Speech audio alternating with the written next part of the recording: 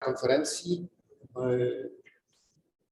Rozpoczynamy zatem kolejny panel. Ladies and gentlemen, I'd like to welcome you to the third day of our conference.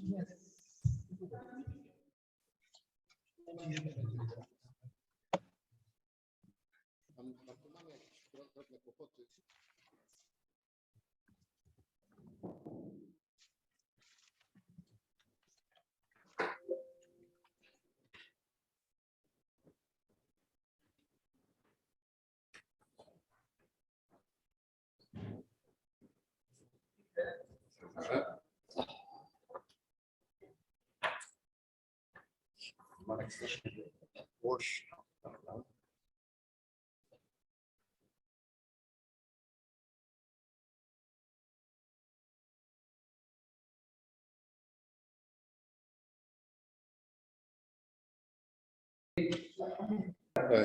Robimy restart. Bardzo się cieszę, że Come again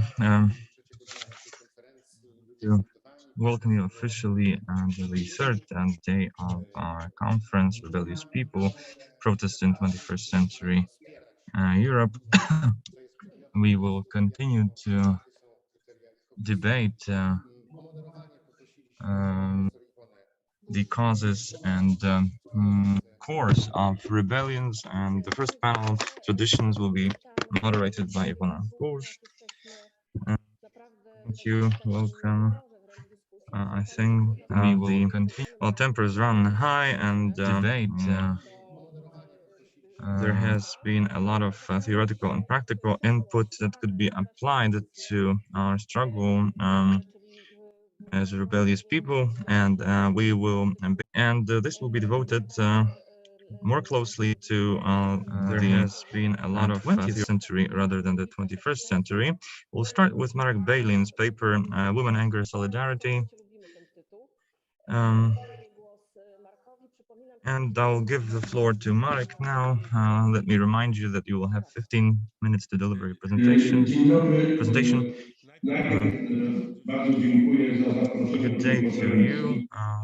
First of all, I'd like to thank you for having me at this conference, and I'm very sorry that I can only participate in it online due to the current pandemic restrictions. Just taken a test on top of it all earlier today. I got the results.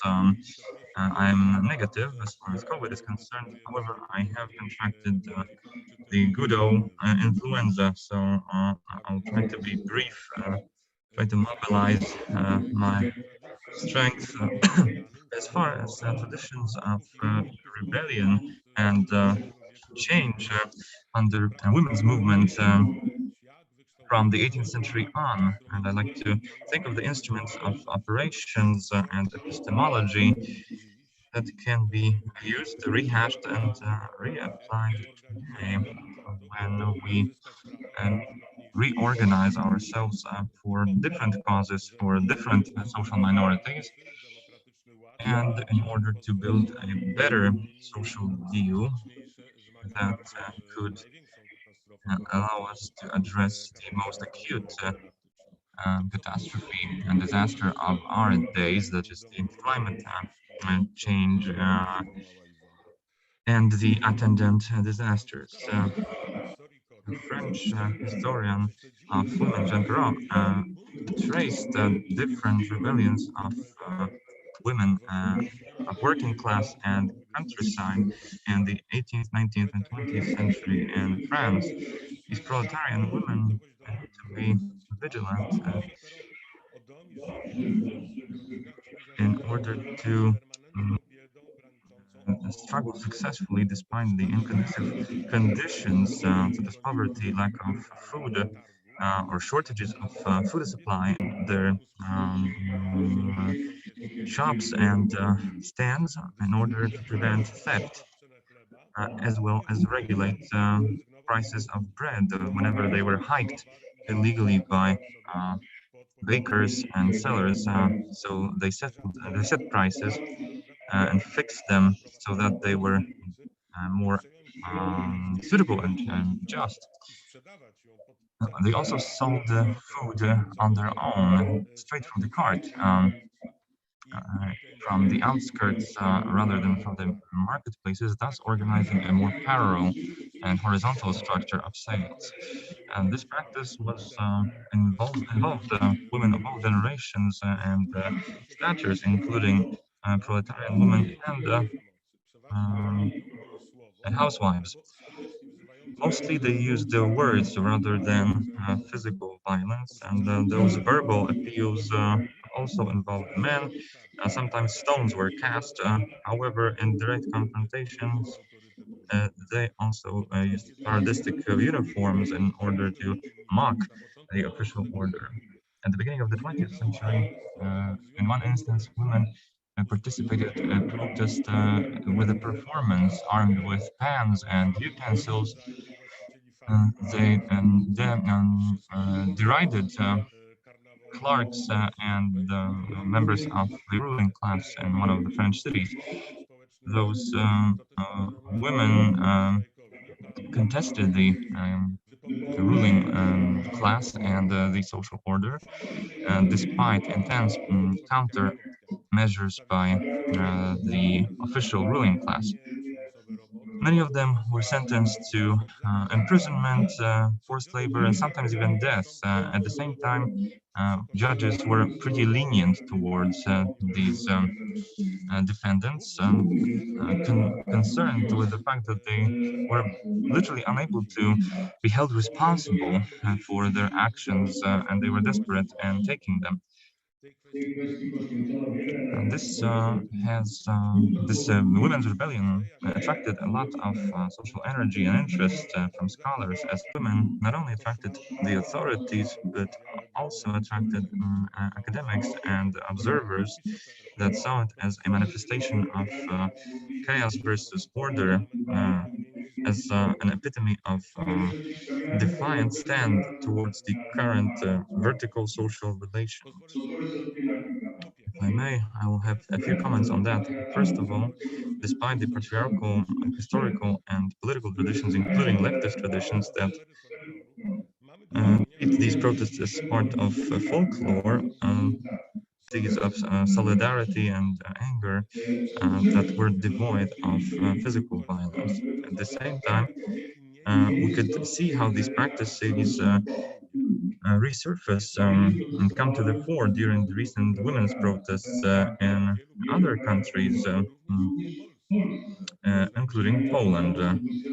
And not only now, but also 100 years back, at the beginning of the 20th century, where Polish suffragettes used the same strategies in order to contest the ruling order. This long-term memory of this form of protest, including in Poland, determined the shape of the successive women's strikes in the 1930s and in the 1970s. And the women's strike as part of the solidarity movement in the 80s. And as I recently learned from Professor Snaduniec, back in 1956 in Poznań, the workers' strike was led by a woman, which is still pending its own veritable discussion by academics. Solidarity, both in Poland and in other countries, included a vision of improved collective development that also extended over men and children. Third of all, this horizontal de-hierarchized society imposed by women's strikes could not change the structure of the actual society. However, it could nonetheless produce some measures of control and throw some hurdles against the mainstream current. And this is the way in which it did influence the reality. When it comes to a horizontal, non-vertical, and non-hierarchical society, and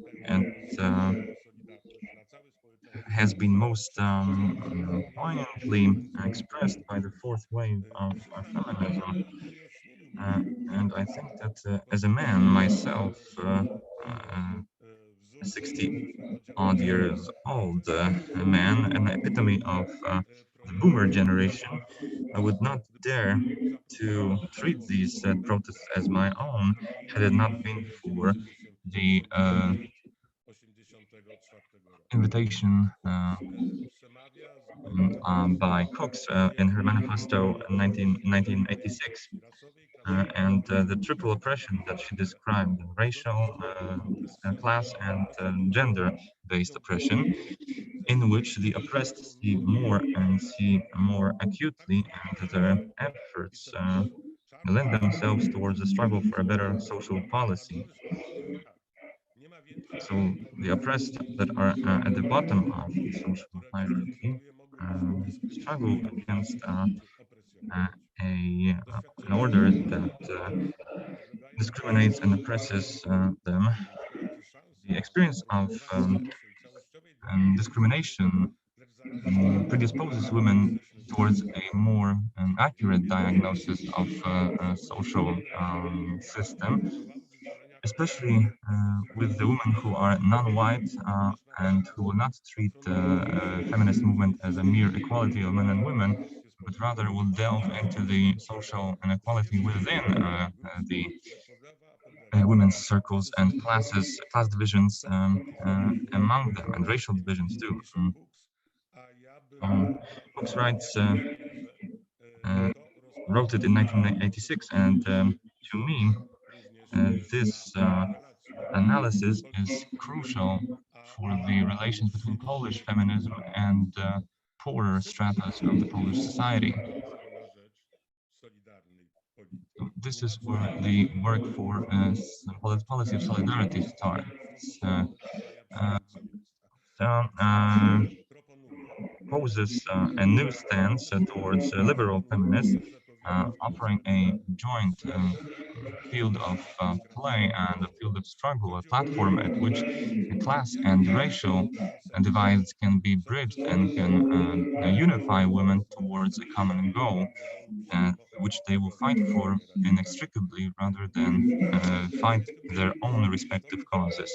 This sisterhood criticizes class divisions and poses a redistribution of wealth in the United States. And for as long as they fail to embrace this postulate or this demand, they will not be able to construct a bond that would transcend class divisions.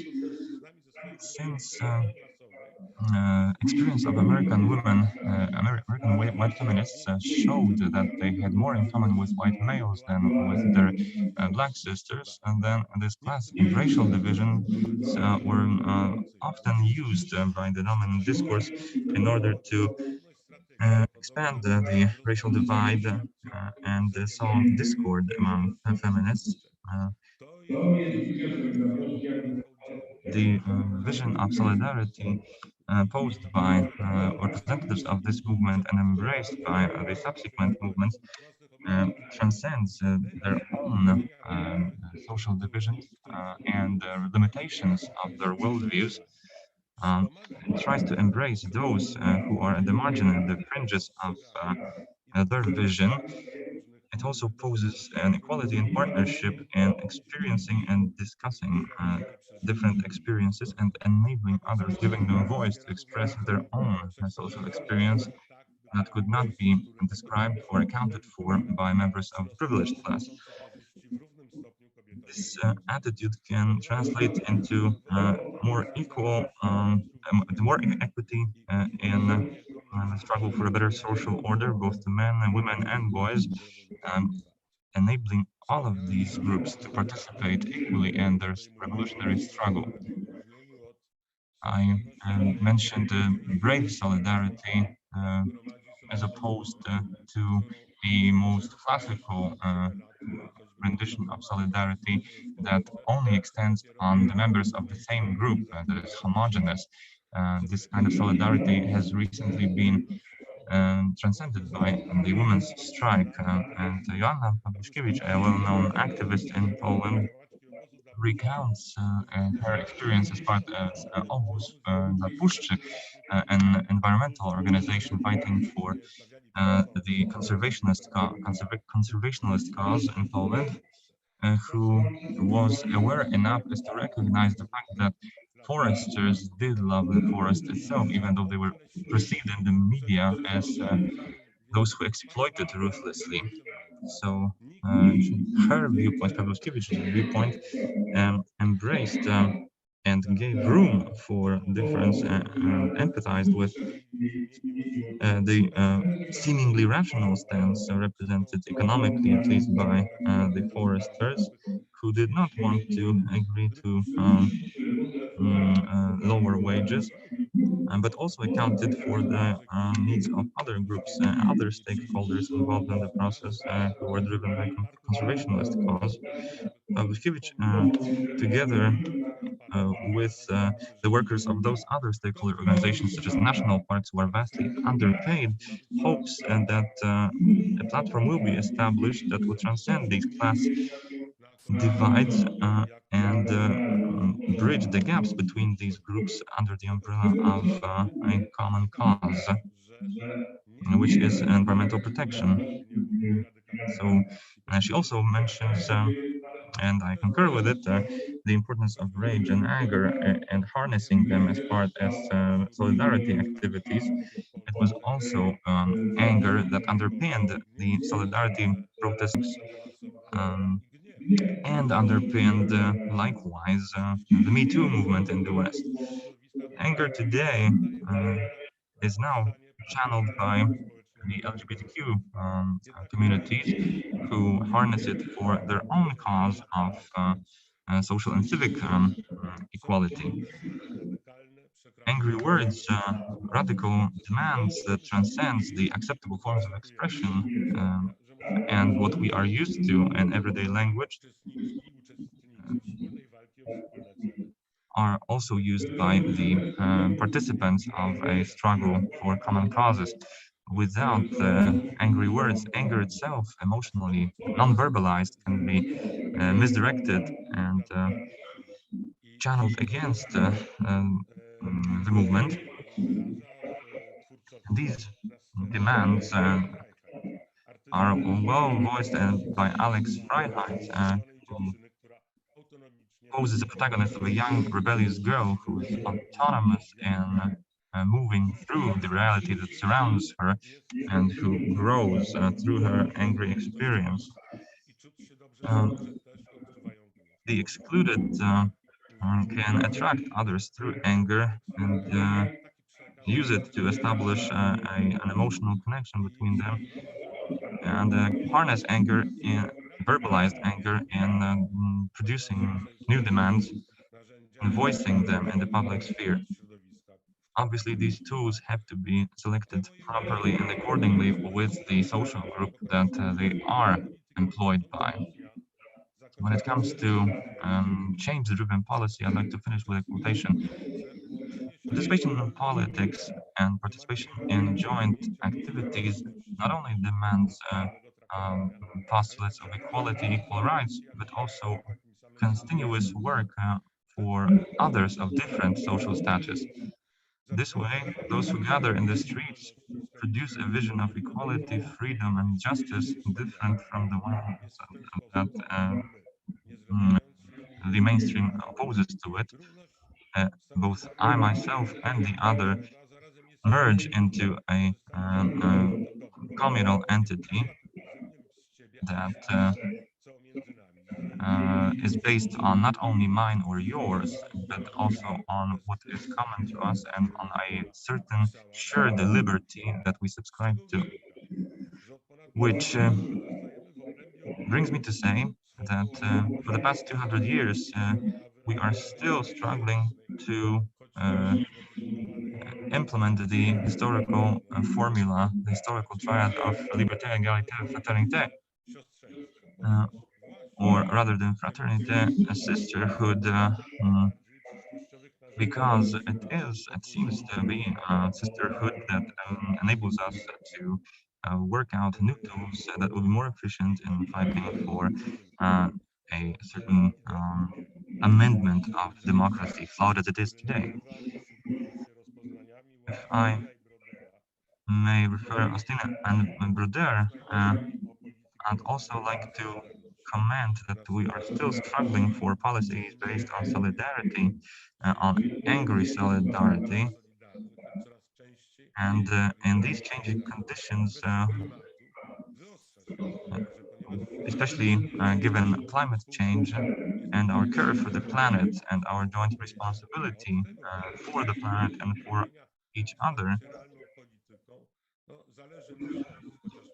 it all depends, it all hangs in the balance based on our subscription to these ideas and the subscription thereof among the young generation.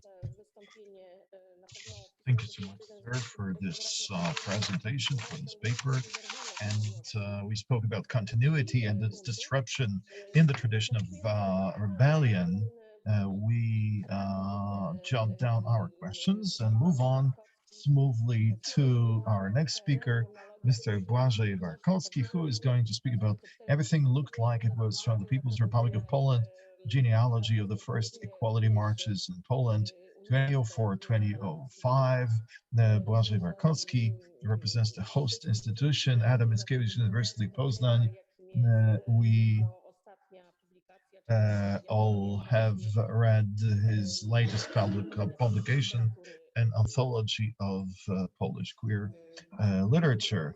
Right. Thank you so much for the introduction.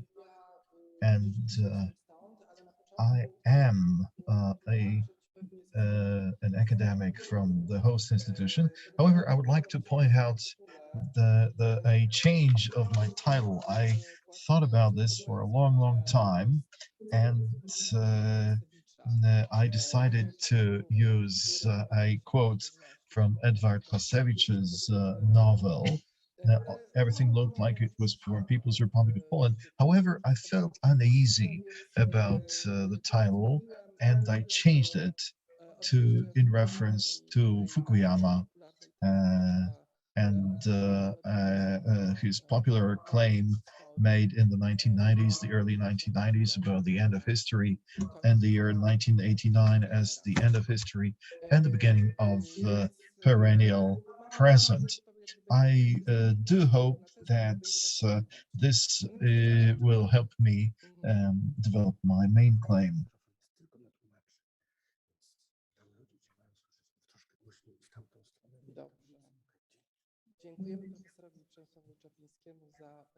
I'm thankful to Professor Czapliński for technical announcements. I do hope that I will be able to speak for 3 minutes more.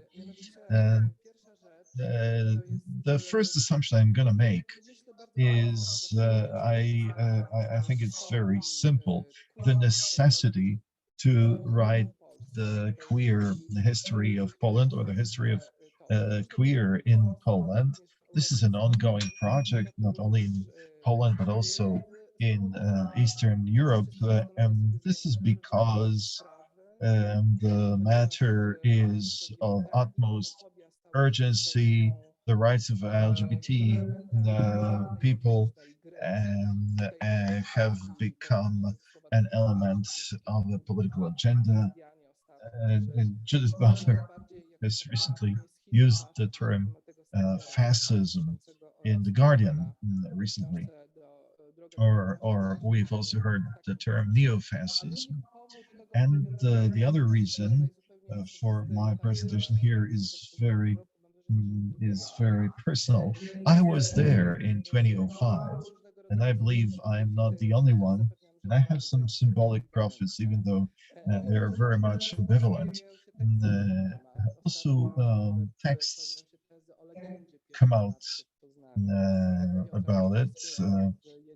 Piotr Olszyński wrote an essay in the Czas Kultury periodical about it. And I believe we should be more rational with respect to the legend. And that's why I'm going to strike a self-ethnographic mode, because I'm not a social scholar. I'm going to introduce elements of self-ethnography as much as I can. That much by way of introduction. The first comment I'm going to make is the following. When we look at contemporary literature, we see an historic turn. With respect to Polish fiction and non-fiction literature, that contains generally construed queer elements, it's important that history is used to seek legitimacy. And we have such books as, well, you have them on the slide.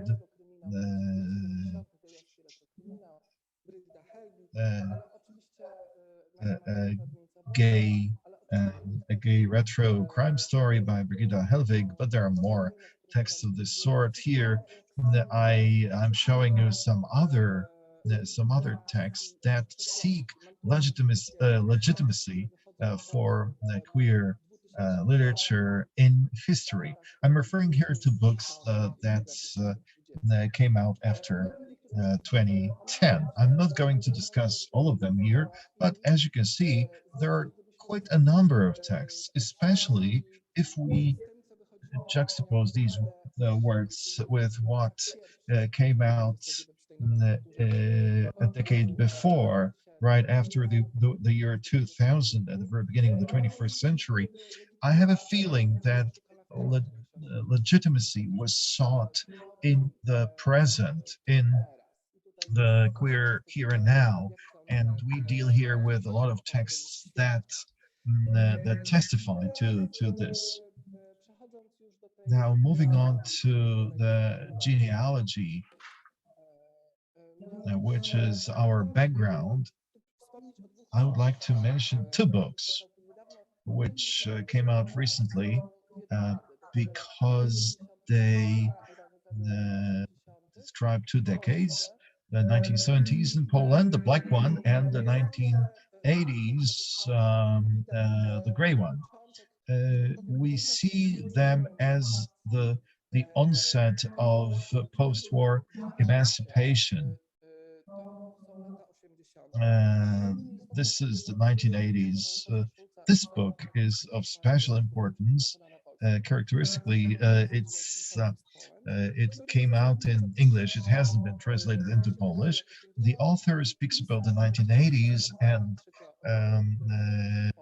third circulation literature, which were brought to Poland and then distributed. He speaks about two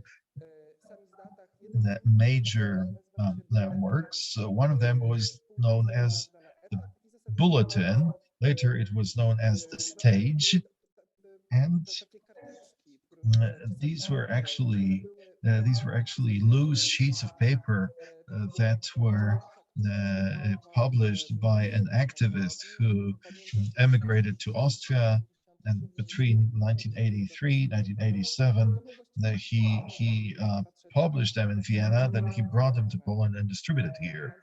So this was the beginning of the emancipation, which was a kind of rebellion against heteronormativity, even though it was not defined as such.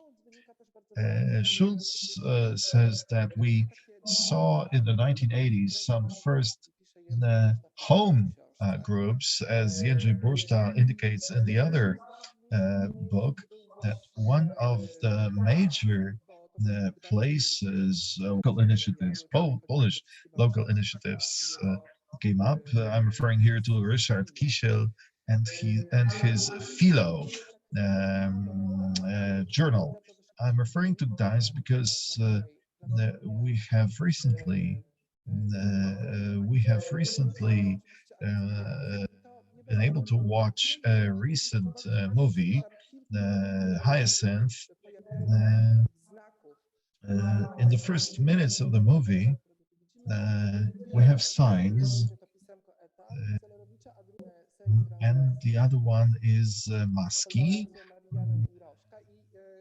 edited by Janion and Rosiek, and this was a kind of sign.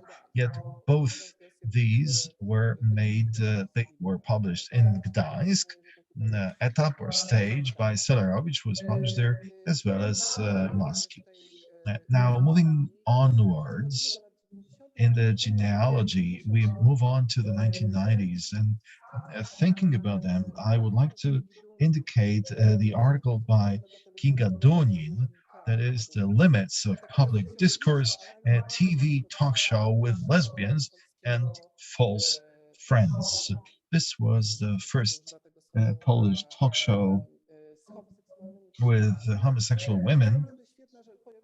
And this is really great. This also appears in the book Ritual Chaos, the book which is on the slide. Dunin speaks about the shift of the limits of public discourse.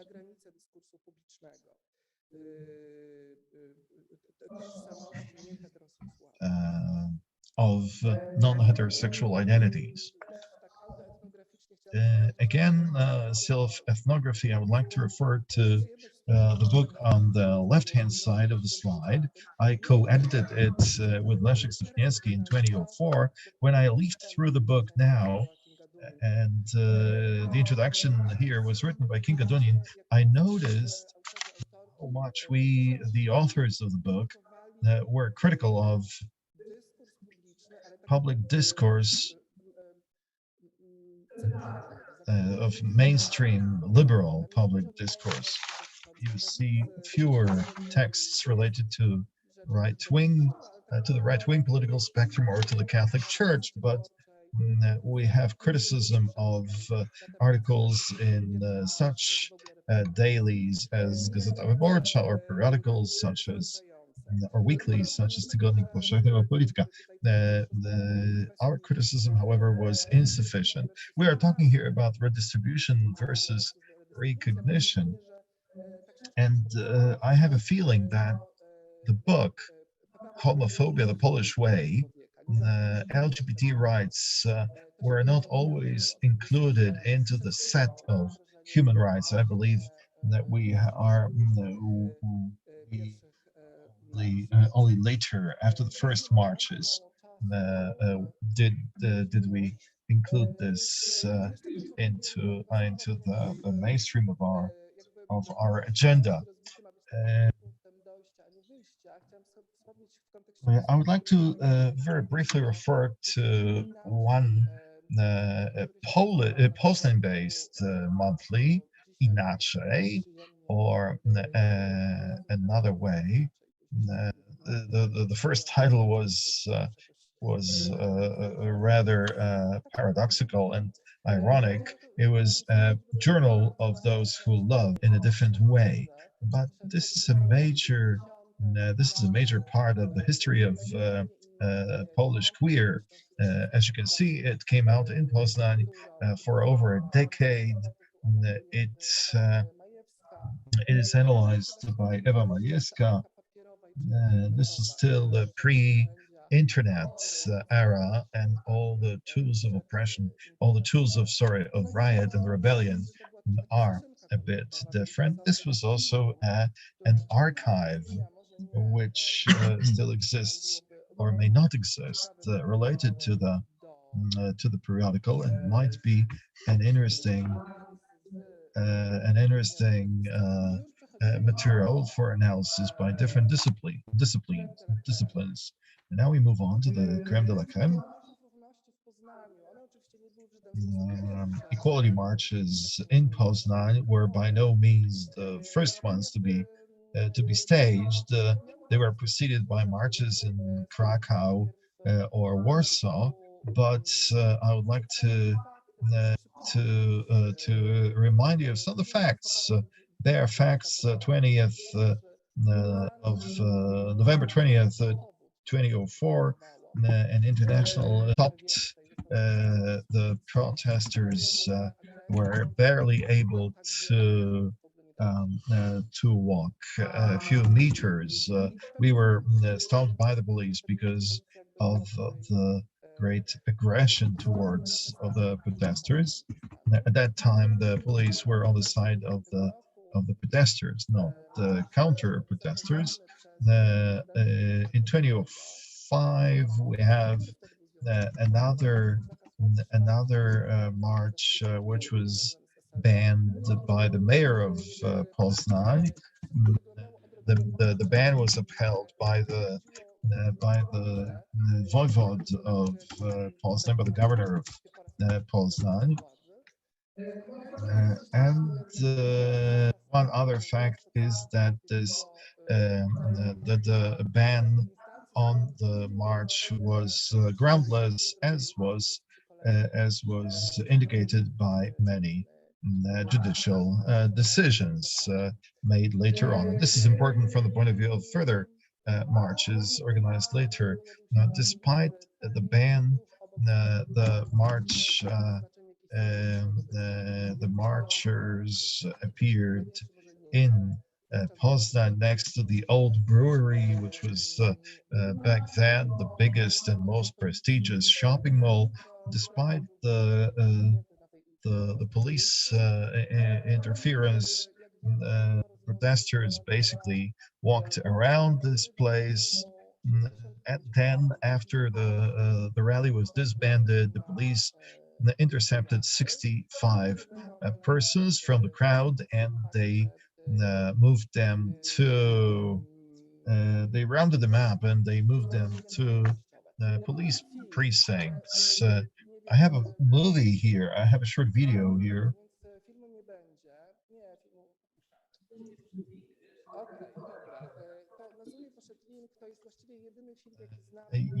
This is the only video I know which is shot from inside the march. You can watch it. I make the link available. And one last slide. When I was thinking of this intervention,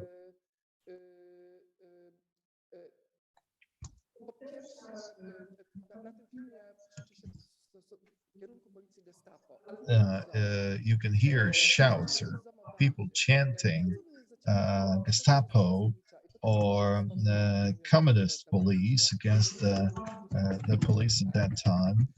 There were also many comparisons with socialist spirit in Poland. A lot of police officers on the streets, mounted police, and so on and so forth. And why did we use this anti-socialist language? And even though we did not remember that much what happened before, what happened in those socialist times, the police were oblivious to that too. And this is what Edward Pasewicz comments on in his fiction.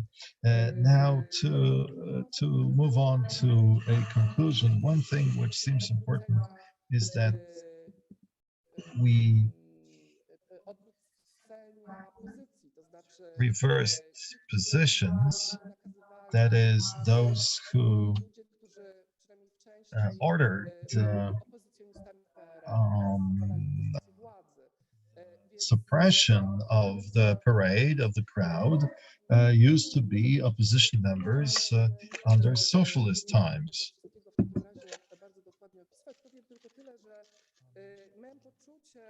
I had a feeling when I was thinking of the slogans that were used at that time about the then rhetoric, that it was the rhetoric was symptomatic of a lack of history in common perception. History ended in 1989, according to the simplified claim put forth by Fukuyama.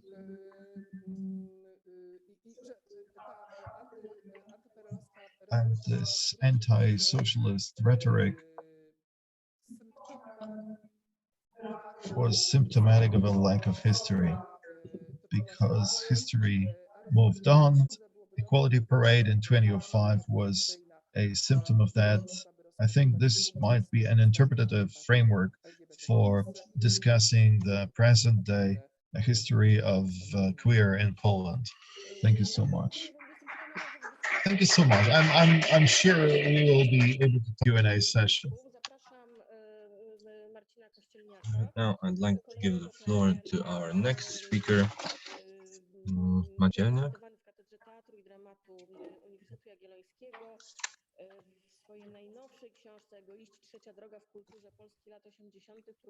Who is a scholar of the third way of mobilization against the anti-abortion bill, and he will be speaking on May 1989, first mobilization against the anti-abortion bill.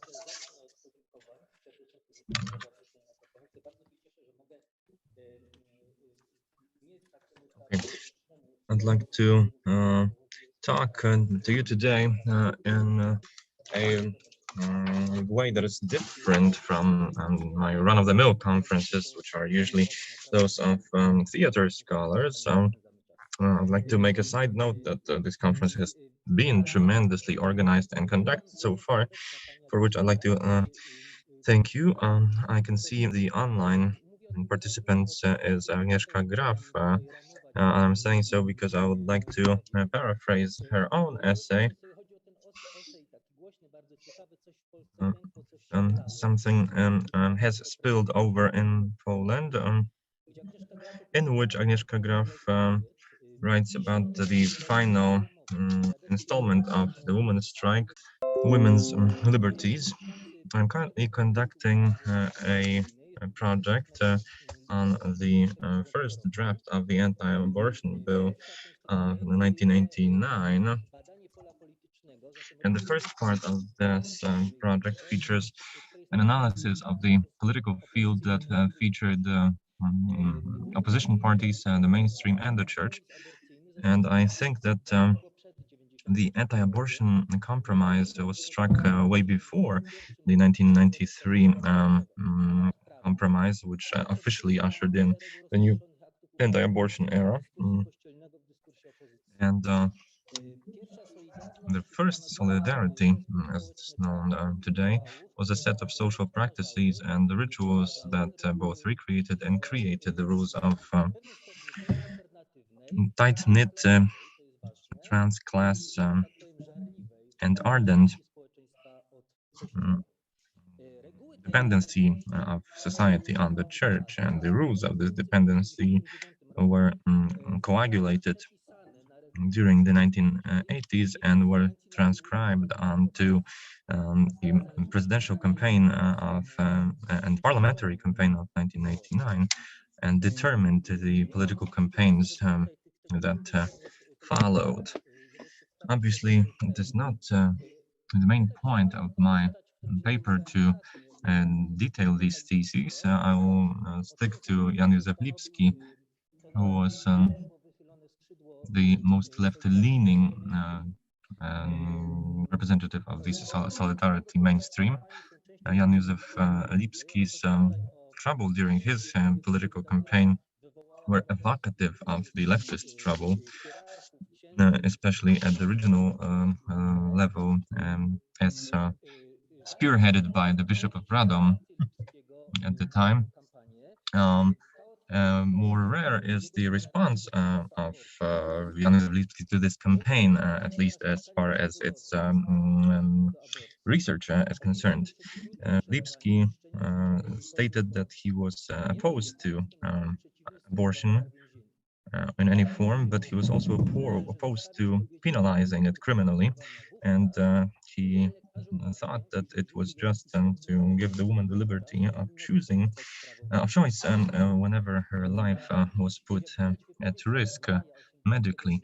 And it seems that Lipski's statement made in 1989 in May is very representative of the subsequent so-called abortion compromise and the legislative solutions. More importantly, Lipski's statement reproduces and petrifies the rules of anti-abortion discourse that seem to take for granted the definition of life from conception, or deeming abortion a murder-like crime, and solidifying the church, the Catholic Church's discourse as a framework for political debates on abortion. I have examined this theme and this discourse in several of my studies. Now, I'd like to focus on the second part of my research project, namely the street protests that were staged in several cities: Warszawa, Warsaw, Bydgoszcz, Poznań, Wrocław, Szczecin, and Opole.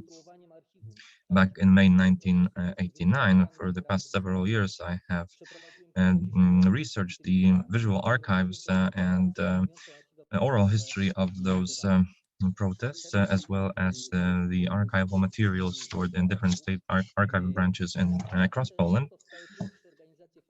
This protest sparked the establishment of several Polish feminist organizations.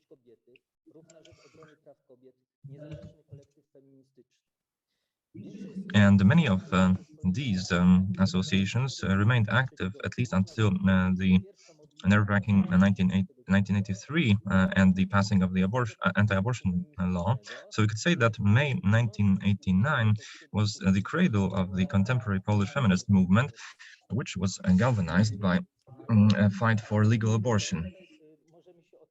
The May 1989 demonstrations, I see them as the first street protest of women in post-war Poland that were organized and staged from the grassroots, mostly by women themselves, and mostly revolving around women's rights, including the right to abortion, which was seen as essential to the right of women to self-definition. This differed. This was the difference between that strike and the previous strikes organized during the Polish People's Republic in any factories. That's my thesis, at least. If you disagree with it, feel free to voice your opinions in the Q&A.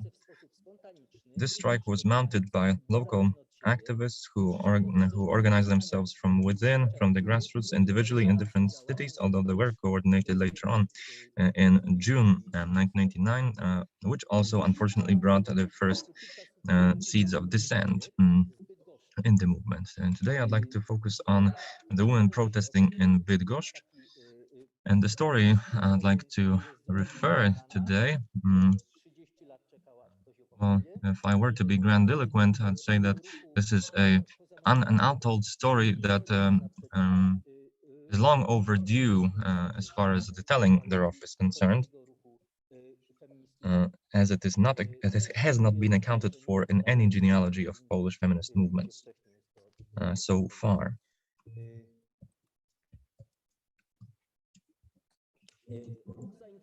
The movement of women's self-defense movement was initiated in 1987, and until the 1988 elections, there were two manifestations in Warsaw, several demonstrations in Bydgoszcz, a petition to the Polish Parliament, campaign in the radio and the local press, as well as flyers distributed across the city and the region that were supposed to be submitted to the Polish bishops and the Polish Parliament. This is the core of the women's strike in Bydgoszcz. As you can see, depicted in here, I reached several of them who are still living. Maria Borkowska in the middle, Halina Lewandowska to the left, and Ludmiła Orłowska, as well as Joanna Buszkowska, and further down, Małgorzata Reszczyńska. I met Małgorzata Reszczyńska this Saturday en route to this conference.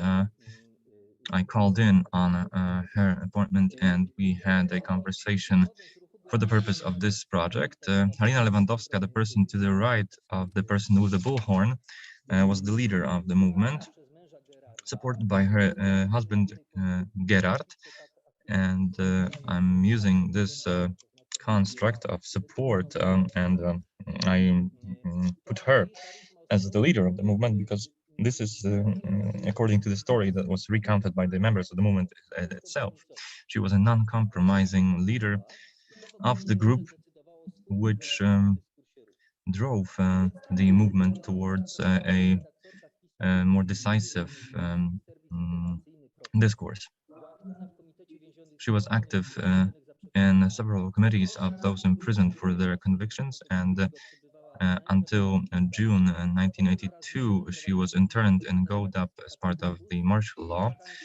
Her appointment hosted a number of oppositional meetings, so she was a textbook case of the anti-communist Polish opposition that also subscribed to the women's movement at the time. That had anti-communist roots.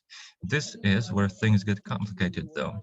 Halina was always at the fringes of the solidarity mainstream, as evidenced by her non-compromising anti-clerical standpoint.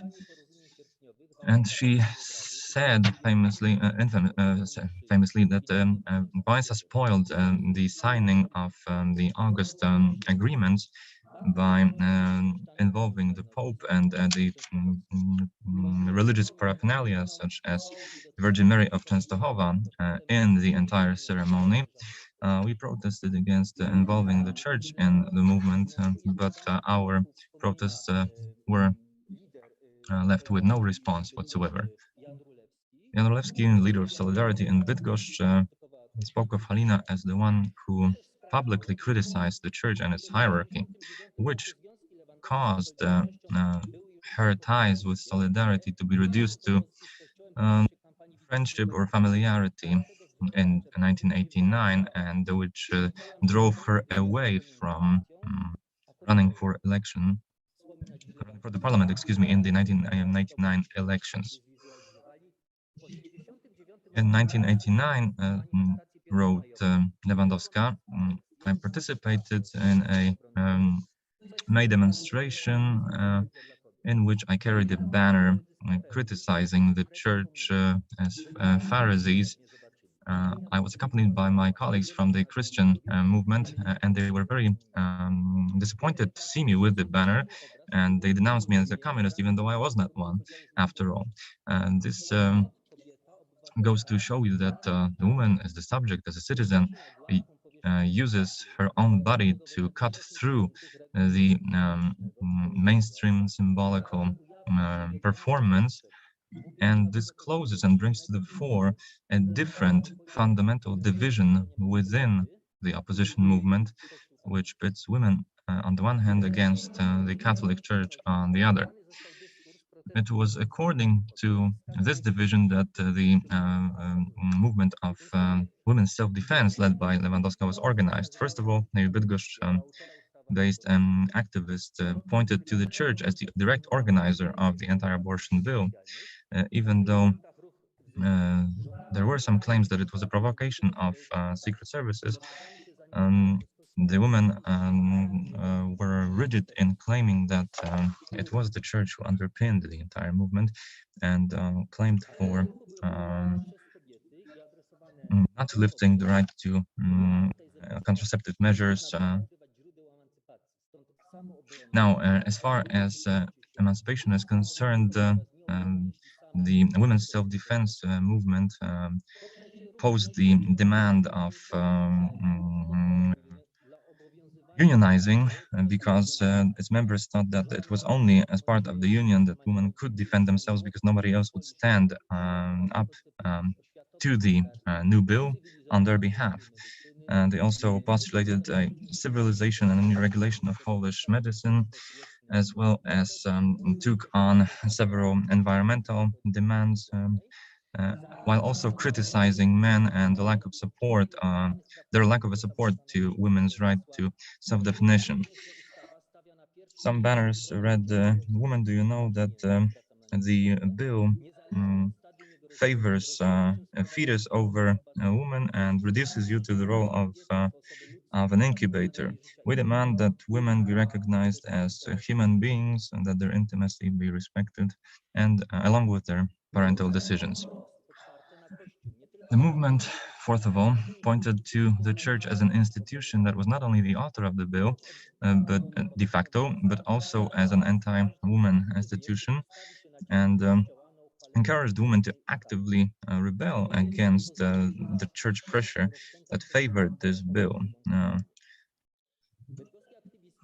The Bydgoszcz-based activists, despite their higher education, had no feminist education or background. They were not even aware of the feminist movement and its achievement up to date, which situates them as outside of the margins of Polish feminism at the time. Their protest was based in an unconditional recognition of the church as an opponent of women's rights, while also conceiving of their movement as a struggle for a democratic and shared state, which was a common trait of the first wave of mobilization. Women associated in the movement rebelled against the new bill and appealed for a recognition of their freedom of conscience and freedom of choice.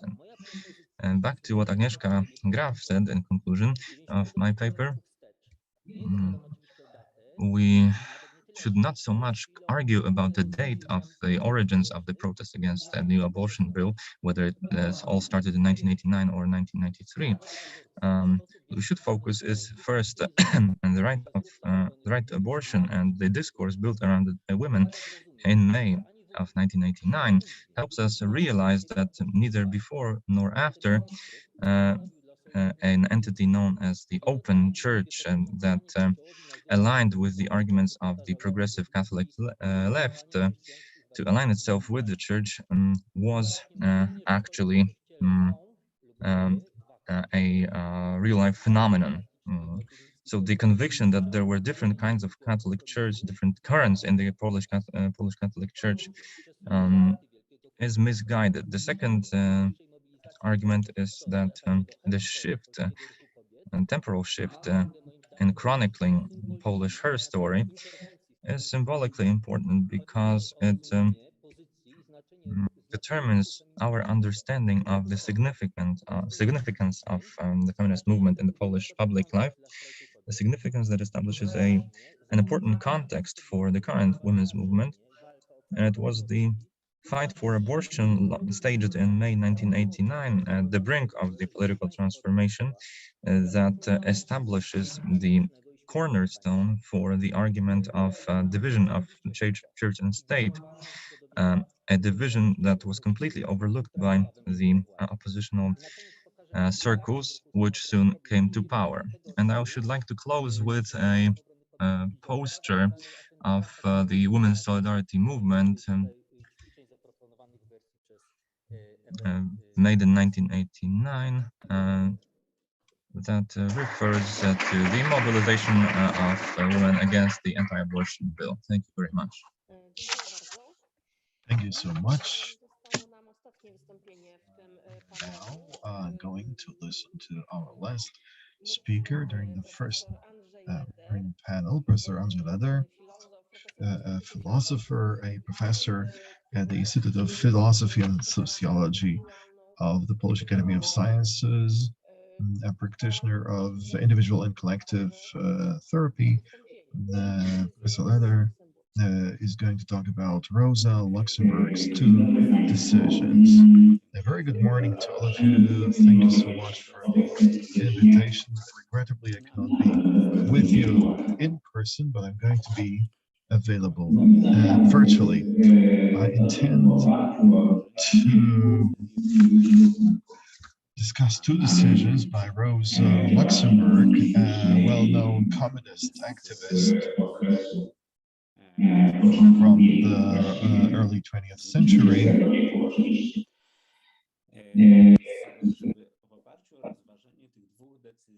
I'm going to go with two decisions as a basis to discuss certain dilemmas which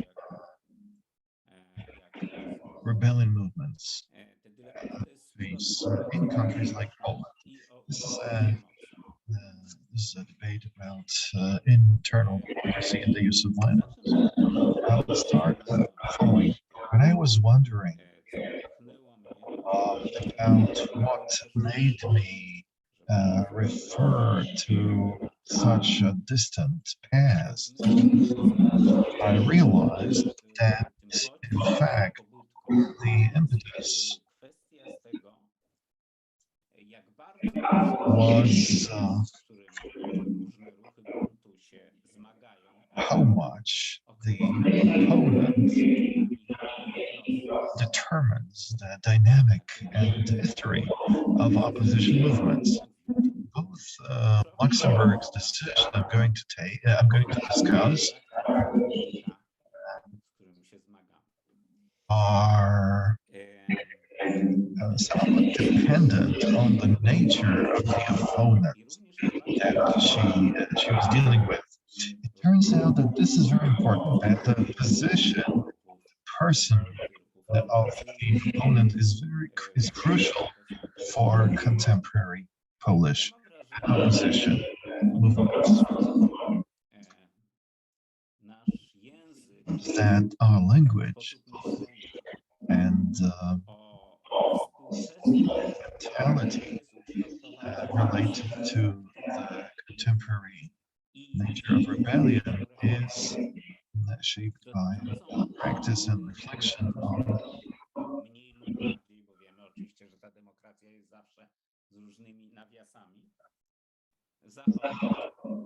the democratic West. Today, it's more of the North, and I'm referring here especially to the United States.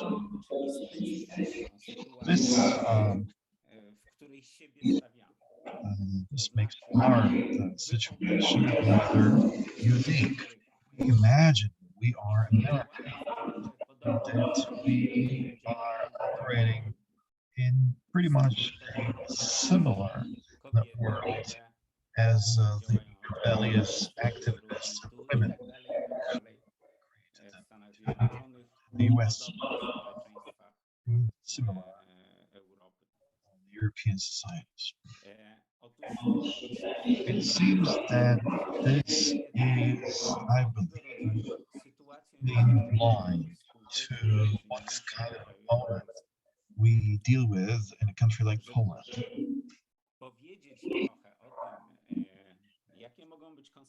I'm going to indicate some of the consequences of this blindness and that, for instance, Turkish emancipatory leftist movements, apart from the Kurdish movement, also believed that they lived in a society which is very similar to American society.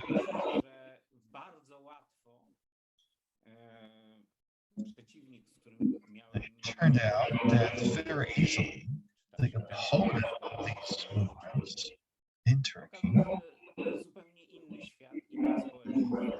realized that this is a completely different problem, a completely different society, and the consequences are disastrous.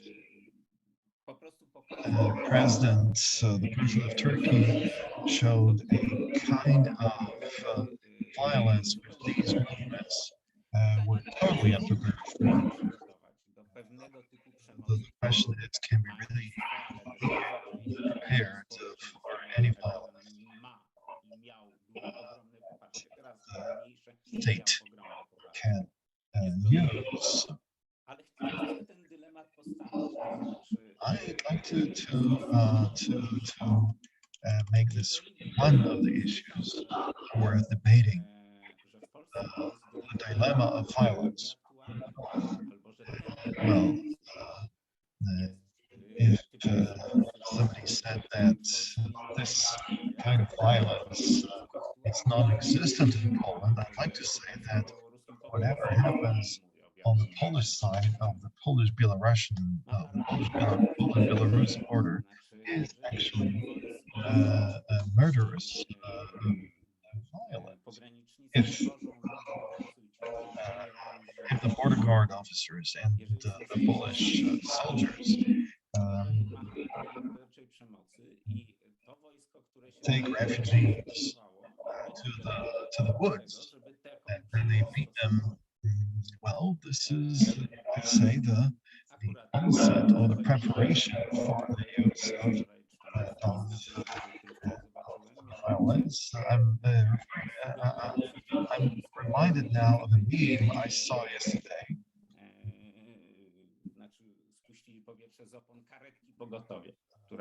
Turned out that some soldiers deflated the tires of an ambulance that was helping people.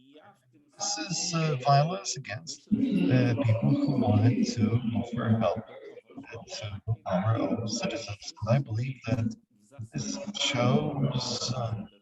shows that we are facing that kind of violence that we haven't had for a long time.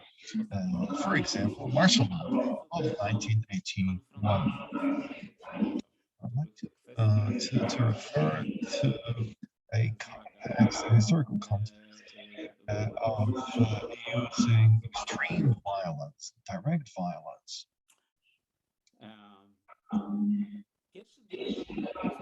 The first dilemma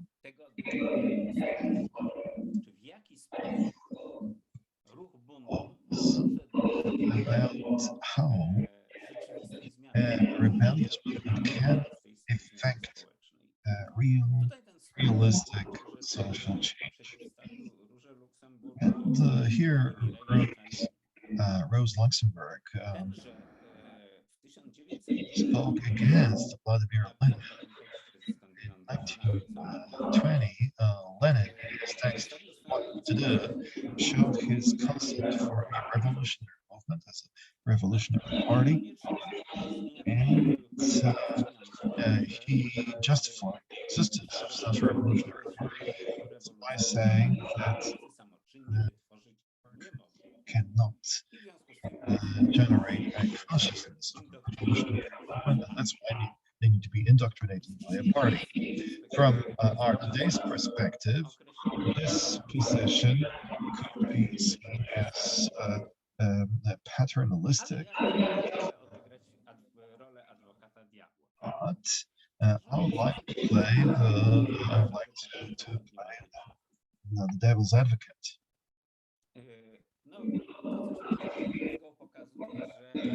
Whatever is happening in the left shows that world leaders are totally unprepared to take any decisive measures.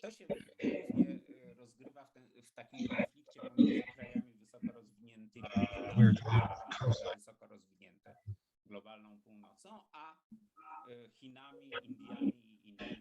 between the North and the developing countries like India, China, Brazil. Now you're telling us that we should be rewinding the environment. The political action this contingent also factor. After phosphorus has carried out this.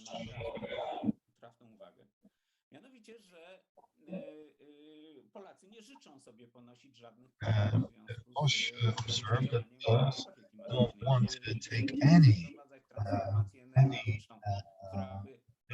they're not ready to take any costs, because if it meant the lowering of the living standard, Poles would rebel. Obviously, this is not only true about Poles, but also other nations and other places in the world. So, what to do? Obviously, you can speak about trying to reason with people, trying to persuade them. We have no time. The dilemma is whether we are going to the slow way or to take decisions. We're going to use democracy to reason with people. We're going to drown all of us. or do we take decisions on behalf of others, however departing from our conviction of making democratic decisions. Jeżeli chodzi o kwestię Róży Luksemburg i tego, referring to Rose Luxemburg, sporze mianowicie Róża Luksemburg Luxemburg and Lenin both longer heads. This was Rose was more and more involved in the German workers movement. Since all the generation activists of the first members of the Social Democratic Party of Poland, all the others went to Lenin, and Rose Luxemburg lost her impact on the situation. And the second issue I'd like to raise is the German Revolution and the moment when, in January 1919, Germany experienced a big rebellion in Berlin. The superintendent of the police was changed.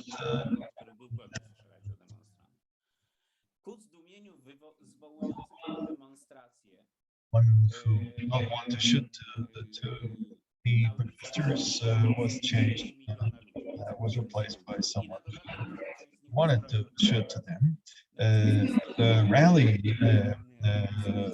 included 500,000 people. Some of them were armed. They were self-organized. They took over tutorials, public buildings, railway stations. They chose a temporary revolutionary committee, including Karl Liebknecht and Rosa Luxemburg. This committee started to wonder whether, under the circumstances, they were to oust the incumbent government and were they to take over power or not. Rosa Luxemburg was against it, saying that revolution is not fully supported, and she suggested a general strike as a sort of revolutionary of the rebellion. If we organize a nationwide strike, a general strike, everybody would be converted to the revolution, and then we'll take over power. This general strike was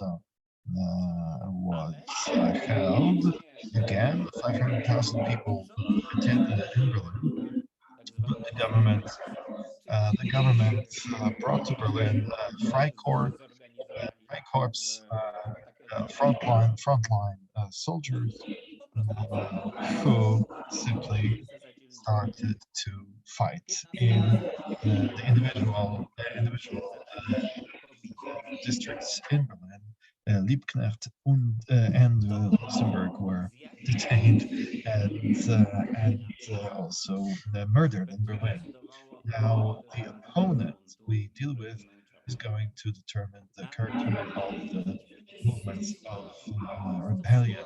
So far, the opponent is relatively little violence. I'm saying little because we know what happened during the women's strikes, but we need to remember that we might be in for something worse. Now, what the answer might be, I cannot find one for the moment. We really need to be aware of that. If we wear blinkers, we might be in trouble. Thank you so much. Conclusion. And now we have time for a Q&A session. we might take a few questions and then we will pass the floor to the speakers. Who's going to ask the first question, please? Okay, no questions from the floor, so we'll move on straight to Marek Beylin, who's online. Yes. Several dispersed remarks. First, to Błażej Warkocki, and the first remark is more of an information bit that might be useful. Recently, an interesting MA thesis was written and submitted for review on queer traditions in Poland and Warsaw, the Lemadam group. And the first manifestation of queer activity in the Polish political scene after the transformation, I think that thesis deserves closer scrutiny and perhaps warrants a publication. Second bit towards Błażej Warkocki and the language of rebellion during equality marches, which was informed and underpinned by Polish People's Republic imagery. So as far as this language of discontent and contestation is concerned, there was no adequate language to contest the actual democracy and democracy as it was imagined at the time.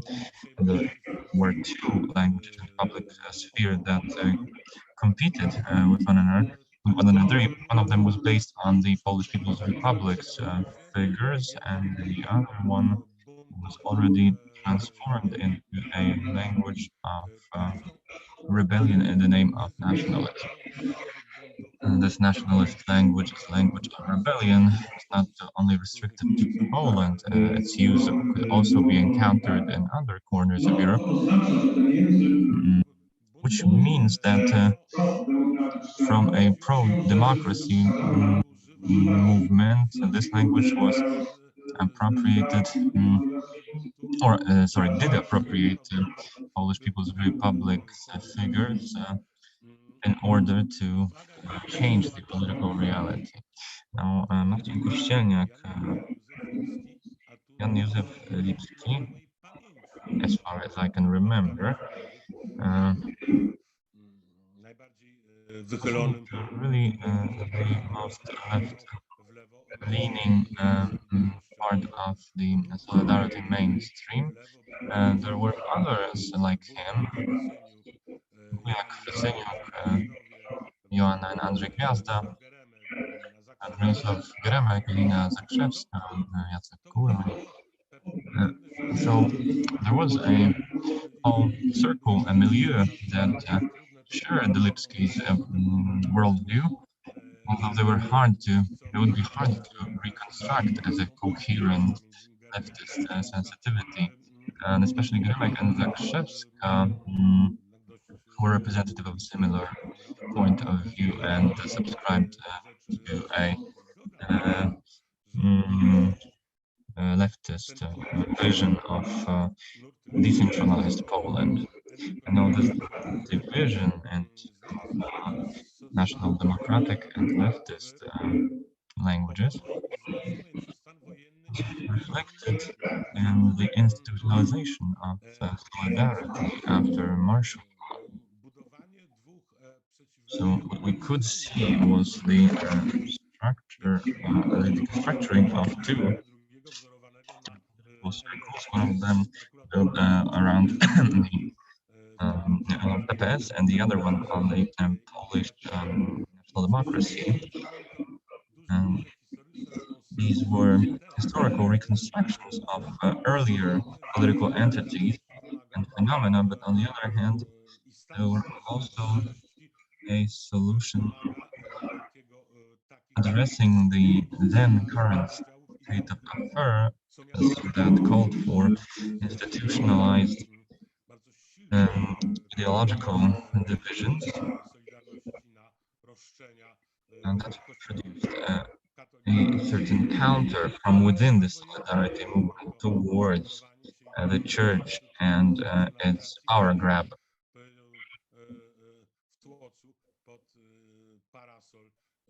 including different individuals operating under the church umbrella, as well as the attendant nationalists. Now, Andrzej Leder, as far as your paper is concerned, I do share your fear and I find it to be realistic. It's just that when it comes to climate persuasion, whether violent or non-violent, it's an actual dilemma, because we have two projects of mitigating climate change. One of them is democratic and founded on solidarity, and seems to be weak as the solidarity declarations that it contains have not really fleshed themselves out in practice, since the rich world does not want to share its wealth with the developing world and seems to nullify the demands in terms of climate. The other tool is the authoritarian set of measures presented in a nutshell by China, that poses itself as one of the main actors in the climate policy globally and intends to save humanity from climate change hell by casting it right into political hell. This is outside of the scope of our today's discussion. However, we should ask ourselves whether this is the price we should pay and are willing to pay. And are we willing to pay for climate mitigation by concessions of political nature? Thank you very much, Marek. I'd like to encourage very brief submissions from the other panelists online, because we are pressed for time, mind you. Agnieszka Graf. Start with Andrzej Leder. It was very moving, very touching, and I've had a sense that we shifted from cultural war towards actual war in the past few weeks, and have not yet been hit with the full consequences of that transition. And I was counting on something more than just a warning that things are going to be more dire.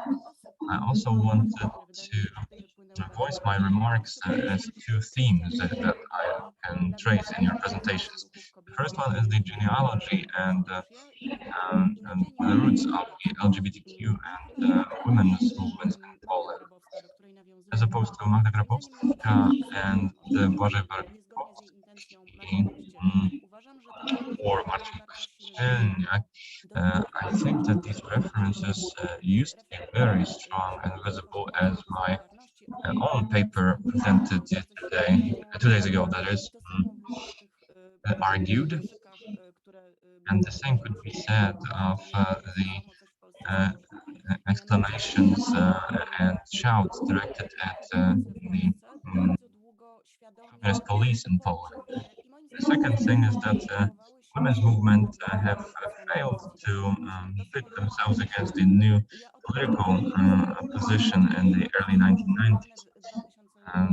I think that this state of affairs came to a halt in 2020, and I'm curious whether you agree with me and my chronology of this problem or not. The second thing I'd like to point out is a debate that has been going on over the course of this conference: the redistribution versus recognition, social rights versus civil rights. Przemysł Czapliński and Jan Sowa yesterday continued to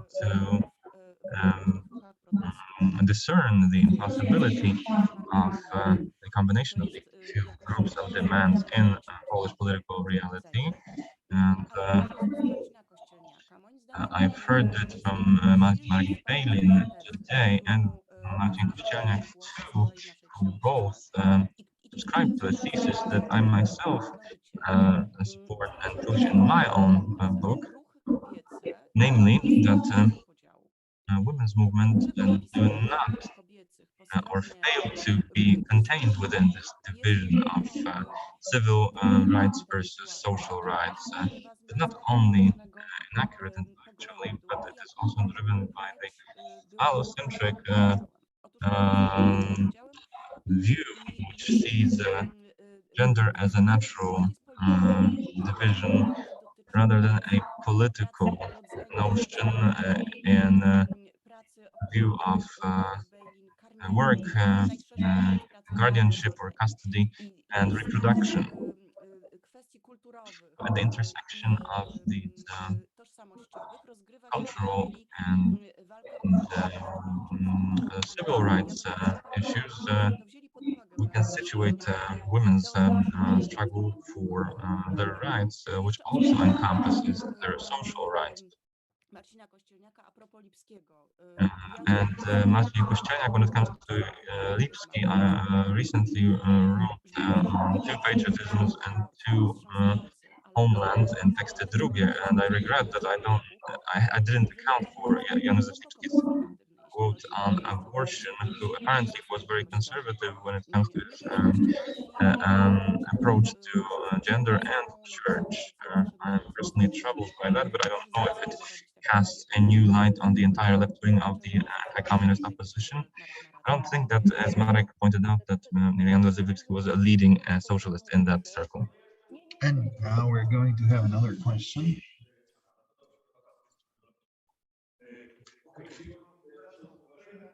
I will start with a question to Błażej. I have a question about the old brewery.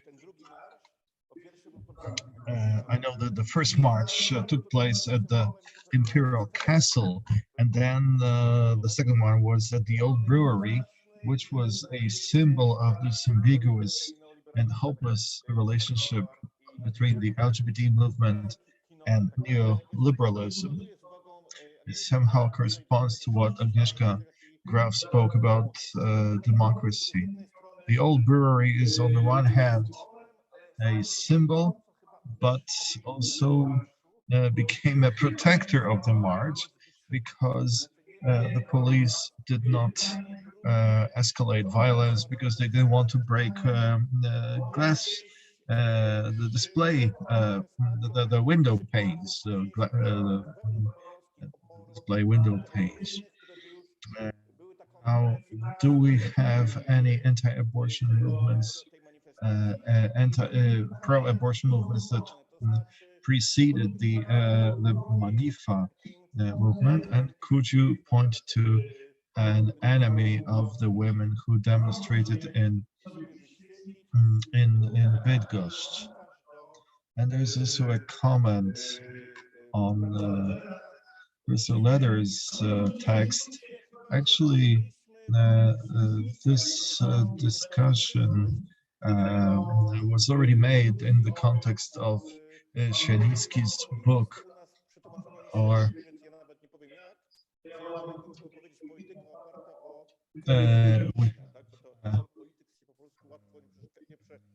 policy based on street protests. And Gramsci was read by the right wing better than the leftist side. Thank you so much. And now I would like the speakers to answer these questions. Marek Beylin will start.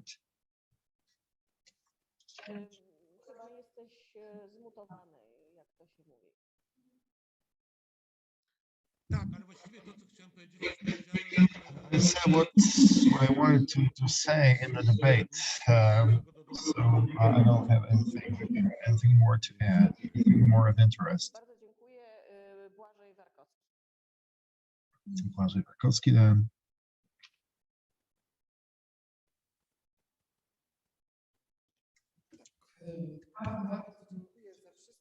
I'm thankful for all the questions.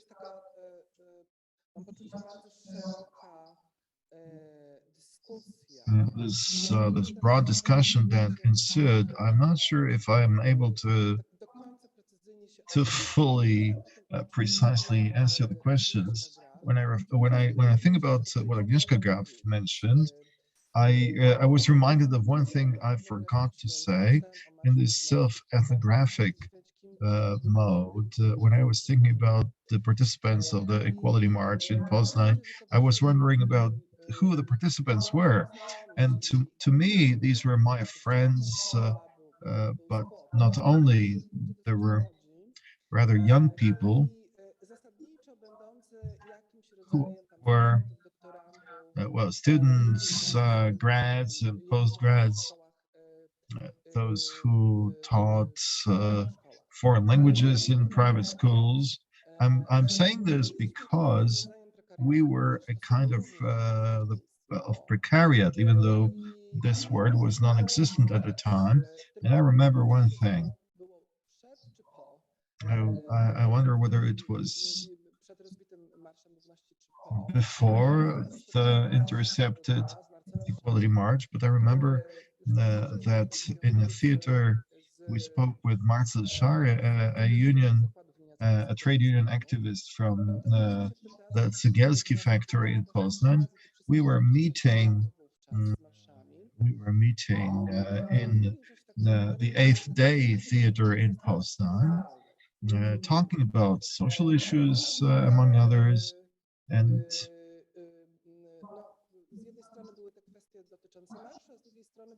we spoke about the issues which were of importance to equality marches, but we're also referring to the economic status of all of us. And this trade union activist was listening to us.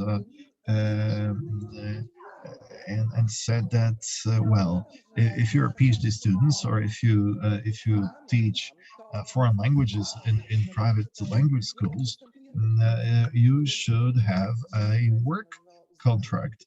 And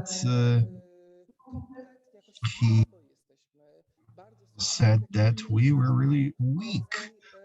We were unable to recognize our own precarious situation. I remember that this was an eye-opening experience for us, for myself, and it showed to me what we are in terms of our economic status, that we were being conned.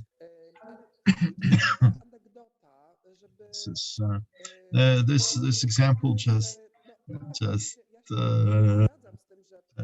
tells you that the movements, even if they consider recognition, they also touch upon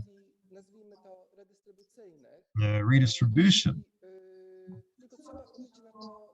But you need to look at it the right way. Now, do these equality marches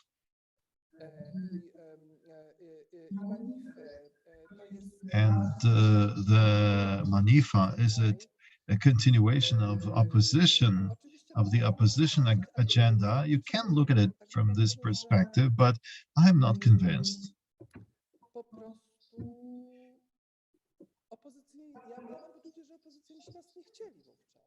I believe that those opposition activists did not want us.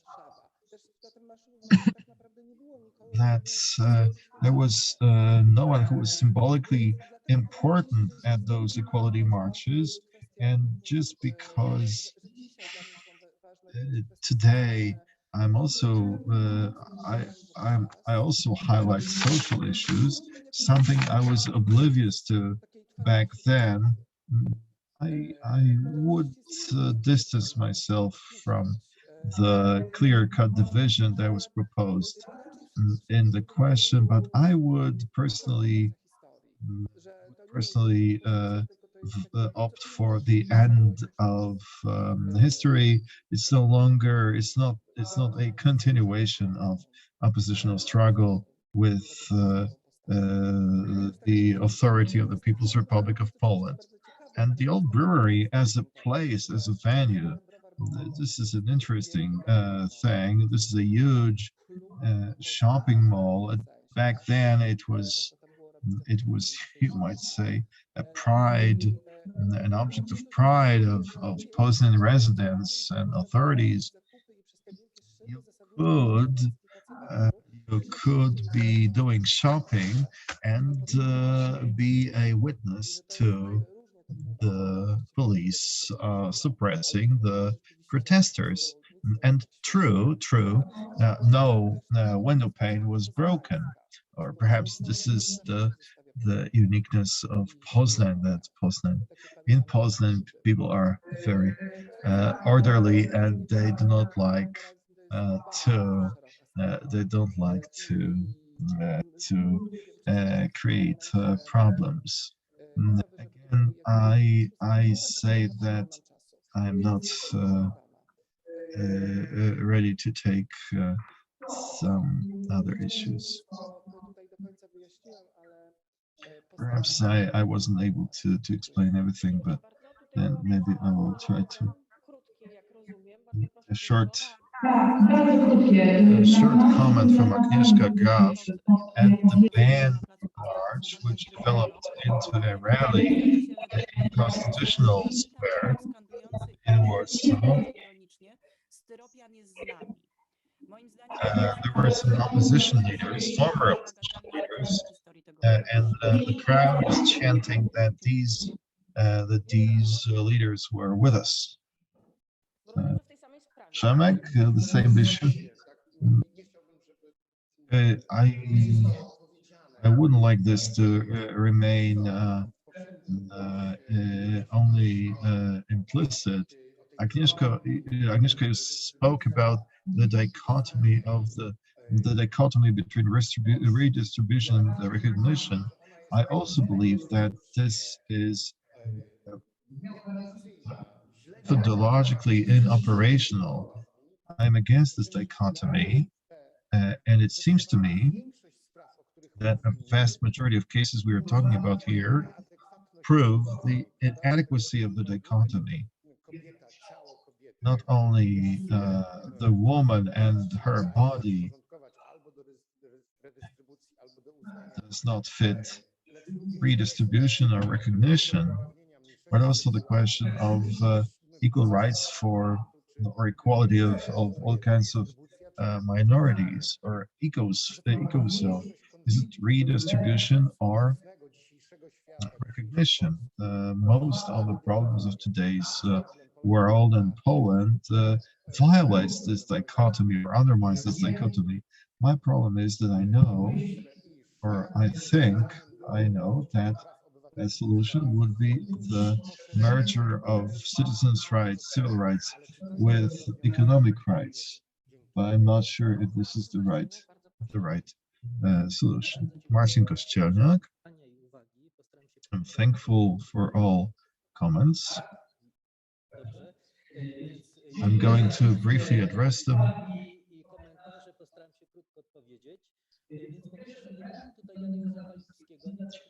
I chose Jan Józef Lipski not because he is the only person, the only socialist I study during the 1989 election.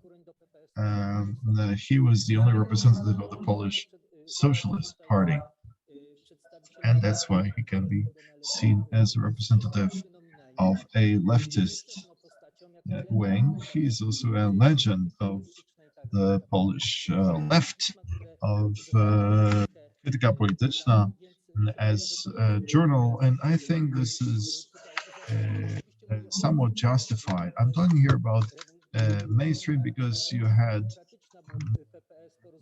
democracy in the Polish Socialist Party.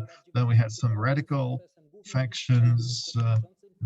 Lipski was the chairman of the Polish Socialist Party, and as of September 1990, the position of the Socialist Party was, we support feminists in their abortion or pro-abortion demands.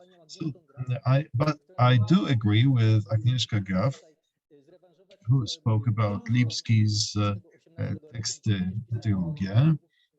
I also spoke about two homeless and two patriotism in my book.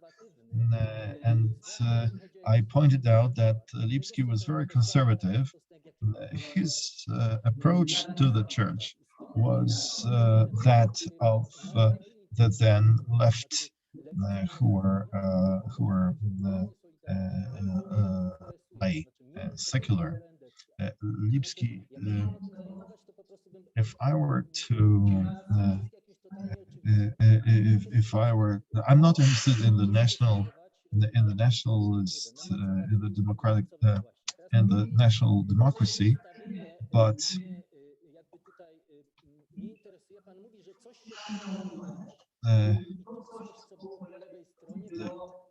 you were talking about the emergence of something on the left that was. You spoke about this in a review of my book, that well, very few people spoke critically about the church, and only behind the scenes, and this has absolutely no significance. So frankly speaking, this is not an argument for me. I was following Solidarity media and press, and I found two debates about the church. One of them was Solidarity Weekly. There was an author of a book about solidarity from the late 1990s. There was Ryszard Kaszubski in Szczecin, who raised that we have Our Lady of Częstochowa and religious symbols on banners of solidarity. And he said that we should be tolerant of the minority feelings. And he was hushed down by saying that he should be tolerant and be respectful of the majority views. We know this very well. Back then, left said that Christian values are universal values. Nobody spoke against it, and this is the problem of the left, of the Polish left, and the problem of the compromise spoken of or written about by Agnieszka Gaw. I'm thankful to Agnieszka Gaw for her remark about genealogy. There was some illogical issue.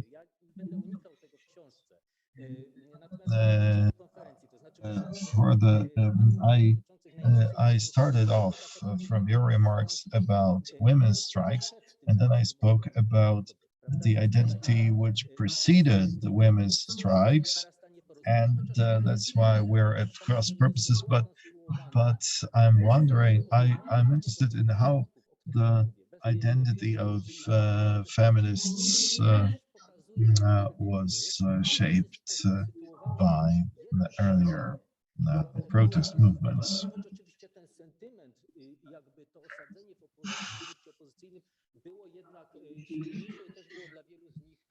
The oppositional sentiment prevailed, problematic as it was. Halina Lewandowska, the protagonist of my paper, voted left as early in 1990, which revolted many, because the left was still associated with the Communist Party at the time. When it comes to the preceding movements, well, there might not have been many of them because abortion was legal until 1993. Obviously, there were some movements. Perhaps I do have an idea in mind and an archive that I need to study and dig into, but this archive is very dear and private to me, and I would not like to announce this project prematurely.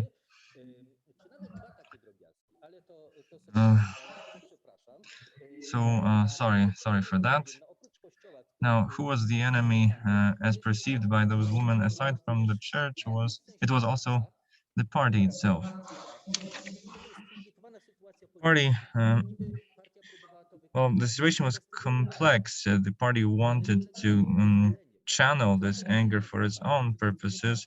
It was convenient for the party, which was using this as leverage against the church in 1989.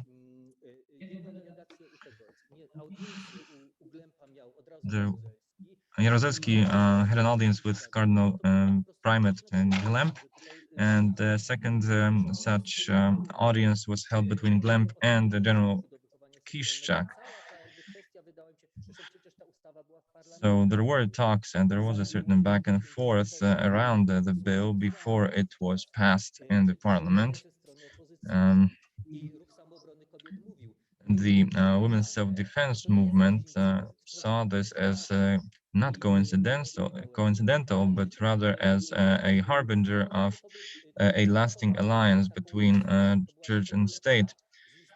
There was also a list, a flyer with the list of candidates in the parliamentary elections who subscribed to the idea of banning abortion. And they were called by their names, and it was advised to the members of the movement not to vote for them. Thank you very much. I'd like to give the floor to the last speaker of today's panel, Andrzej Leder. Thank you very much. I'd like to start by addressing Marek Beylin's points, then Marek Nowak and Agnieszka Graf. Let's start with the most remote yet key issue, namely the degree to which the Chinese government uses authoritarian violence in imposing climate reforms cannot be a model.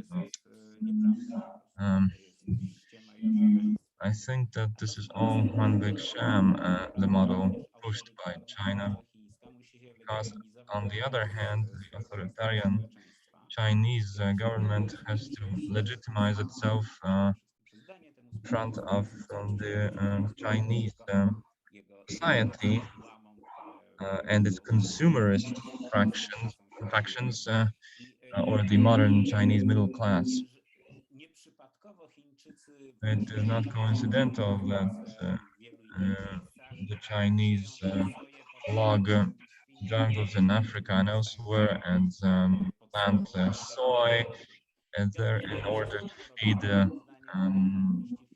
pigs later processed into meat as a symbol of the new social stature for the Chinese middle class.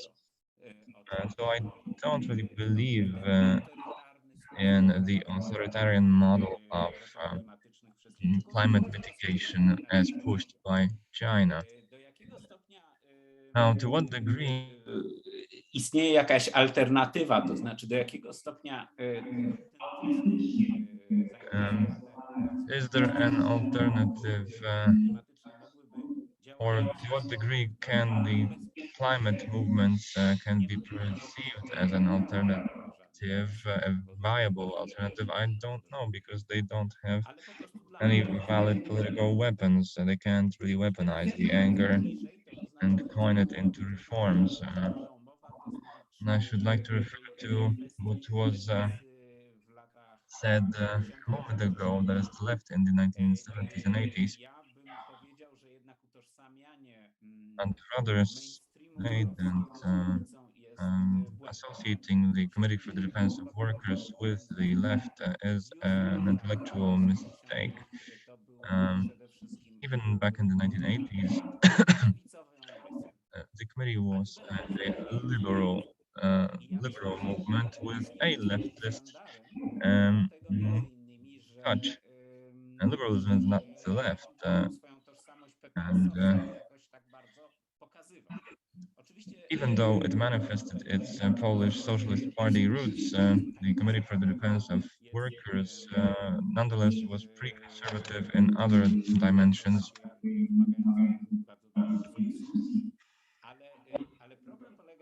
Problem was that this cluster of liberalism and the socialist left dominated for a long time, and I think that it continues to dominate in oppositional thinking targeting the National Democratic Party in Poland. Also keep that in mind whenever discussing the debates between Karol Modzelewski and Jacek Kuron on trade unions and trade union bills and their provisions, such as the right to solidarity strikes or general strikes, is a case in point. Another important element that ties in with Jerzy Nowak's paralysis and his comments on Gramsci and Machiavelli is the notion of the alliance between church and state. Once Adam Michnik, in a Machiavellian fashion, tried to harness church for the leftist cause, which was too weak after 1989, and saw the church as a mighty and powerful ally. It was a great Machiavelli-style plot, but the entire left that later formed the oppositional power did not approach the church in a Machiavellian fashion, but rather saw the church as a wonderful, full-fledged ally with bright and smart people all over the place who would gladly join their cause, which was a completely misguided notion. So we shouldn't treat this notion of alliance between church and the left as an equity, but rather as a manifestation of political naivete and a paralysis or fear of Machiavellian thinking. When your genealogy dates back to Lenin, Stalin, or Mao, then your fear of Machiavelli will be very deep-seated and paralyzes your thinking to a great degree. The left is terrified by the very notion of acting in a Machiavellian fashion.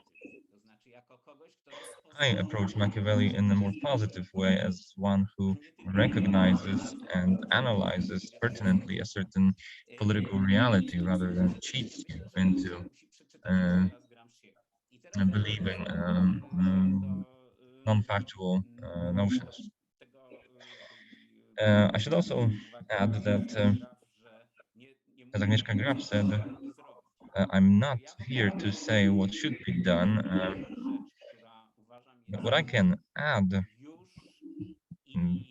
prodded as if by your admonition, is that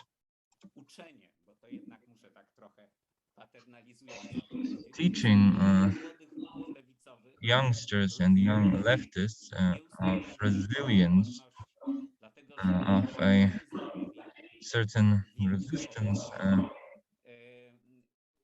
and continuous commitment under movements of highly engaged but non-resilient young people is essential, and I'm afraid that their confrontation without the resilience necessary with what is brewing will be difficult at least, and I think that we should support them in becoming more resilient and more steadfast against what they will stand. And this is the first thing that comes to my mind in this respect. Thank you very much. Thank you, everybody. Thank you, our panelists. And I'll give the floor to the organizer. I should thank everybody.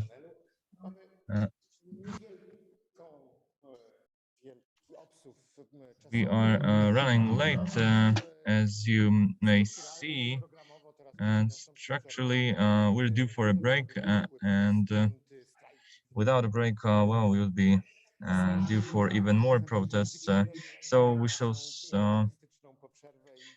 yeah, we should probably indulge in our imperialistic bourgeois pleasures. There is coffee and snacks outside, so please get yourselves refreshed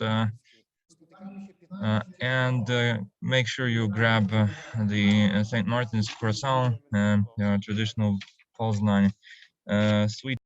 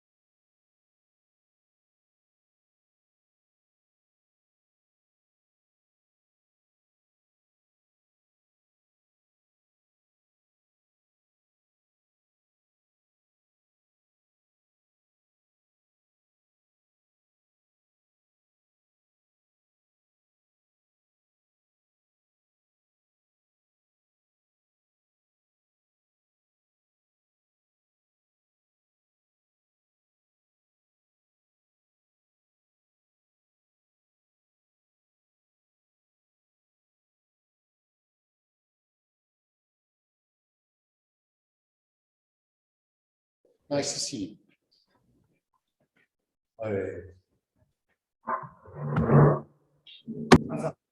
Przystępujemy do kolejnego panelu. So we shall open our next panel, moderated by Cornelia Sobczak. Cornelia,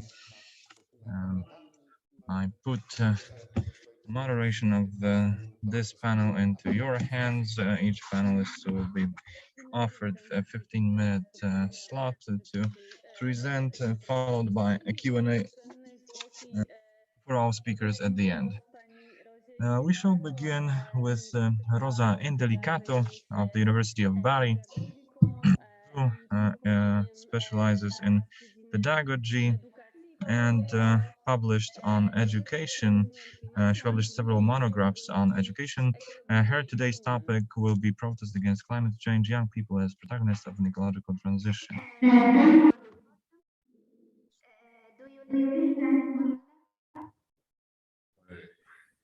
Could Do you listen? Yes. Yeah, we can listen to you, but could you speak some more, few sentences? Okay, thank you. Hello, everyone. I thank the organizer of the conference for the invitation. The title of my report is Protest Against Climate Change, Young People as Protagonists of an Ecological Transition. Today, protests and student strikes are taking place all over the world to demand that governments take action to combat climate change and global warming. It all started in 2018 with Greta Thunberg, who at just 16 years old, protested for 3 weeks in front of the Swedish parliament, demanding her government to take the issue of emissions seriously. A tenacious protest that moved from Sweden to Poland and then to the rooms of the Economic Forum in Davos, Switzerland. Greta perseverance, which continued to strike every Friday, quickly turned into a student movement, Fridays for Future, inspiring young people all over the world. The testimony and the climate strikes of the young Swedish student Greta Thunberg have helped to turn the spotlight on a movement that has ancient roots and that in recent months has proved to be rooted throughout the planet and capable of mobilizing millions of young people. But we are these young people who have dragged many adults into the street protesting against climate change all over the world. Who are they and what are they asking of governments? In the 100 countries where demonstrations have taken place, the protests have often had a national objective alongside the more general and generic demand to reduce polluting emissions that cause the greenhouse effect. In these young people, therefore, there is an awareness that they are not fighting an abstract or ideological battle. We are in the trenches of the battle to guarantee a future for our generation.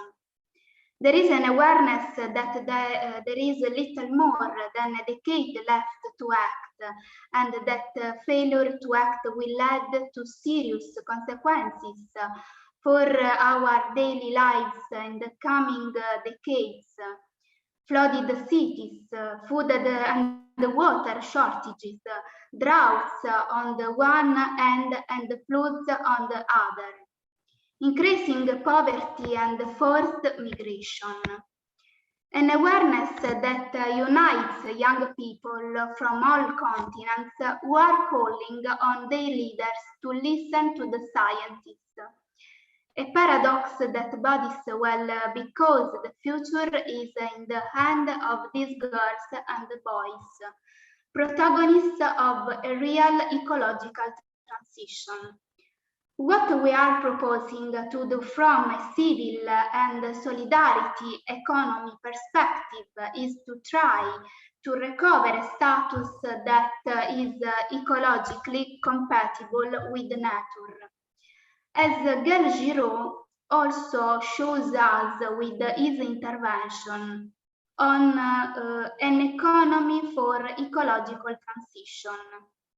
Climate change and damage to biodiversity have caused disastrous consequences to our planet, calling into question the very life of living beings. An aggravating factor is the use of energy resources with a negative environmental impact due to national policies that put stronger countries in a position to draw resources from weaker ones. The environmental crisis we are experiencing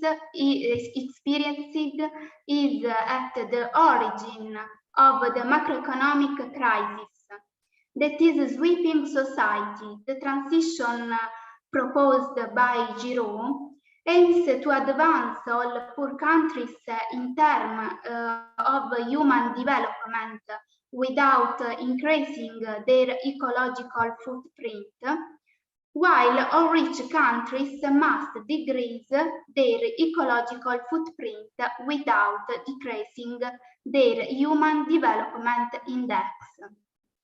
It is the program of ecological transition which must preserve the need for democracy and human rights. How to achieve the transition proposed by Giraud? A first step could be to invest usefully in green infrastructures and implement an appropriate public spending policy by favoring the possibility of replacing the current equilibrium macroeconomic model with that of non-linear dynamic system. In my opinion, what young people should do starting at school is to reconcile their lifestyles, but also to rethink at the time of environmental crisis the figure and the message of Francis of Assisi, which are shockingly topical as Pope Francis reminds us in Laudato Si. The testimony of an economy of reciprocity that Francis proposed leads us to reflect on the value of human relationship, the sense of fraternity, gift, solicitude, and proximity, values that today's society needs so much. The understanding that is established between living beings, as Aristotle reminds us in Nicomachean Ethics, understanding the meaning of friendship, understood as the capacity of human beings to give leader dependent by Edmund Husserl, with the concept of empathy, is the basis of relationality. It is precisely this empathic capacity that enables the person to establish a relationship that we could define as one of care towards humanity and towards the world. Today, the contribution of pedagogy can be decisive in this regard because it is a question of educating a new sensitivity towards the whole world and of recovering the values of intra and inter-species solidarity. It is a question of reestablishing community ties, redesigning ways of feeling and thinking about nature as an organic whole. We need to overturn our outlook in order to move from a cognitive and hierarchical approach to an empathic and convivial one. We need to overcome cultural models based on the separative principles of domination in order to affirm an ecological mutual culture capable of uncovering the cognitive device of the reduction with which, throughout history, we have proceeded and continue to stratify biological and cultural diversity in order to affirm and disseminate alternative and co-evolutionary models of development compatible with respect for the unstable balance of life, of all forms of life.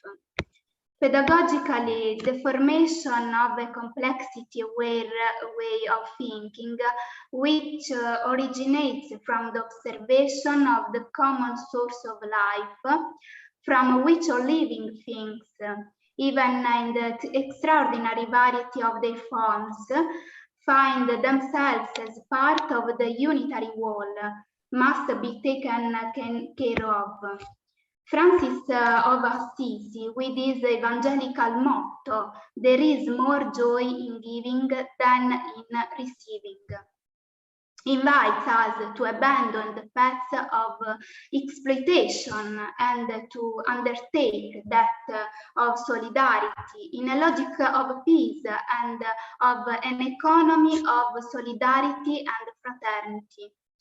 The main idea that the Franciscan economy addresses to the world of work is the following: we really work when the recipient of our work activity is another. If, in fact, work is a human activity, and if the human beings is really such when he is love, when he gives himself to others, then we really work when our activity is an expression of love. In conclusion, in a period of transition with rapid and profound change, it is therefore urgent to rethink an economic humanization, as Sen and Nussbaum warn, in order to shed light on a possible cooperation between economic science and educational processes, which are indispensable to reverse the course and designate an ethical educational path, which can make the coveted ecological transition operational. Thank you for your attention. Thank you very much. Dziękujemy bardzo i również za dyscyplinę czasową. I teraz zapomniałam powiedzieć wcześniej. Time limit. We have a slight change in the schedule. Bartosz Lusarski is absent today. He is taken ill, and we will hear now Mr. Andrzej Nowak from Poznań, from the University of Adam Mickiewicz Poznań, who is going to tell us about things, objects as allies and enemies. I don't know if we still have Agnieszka Graf online. Mariusz Górski, under my supervision, wrote his master's thesis on equality marches as based on the discussion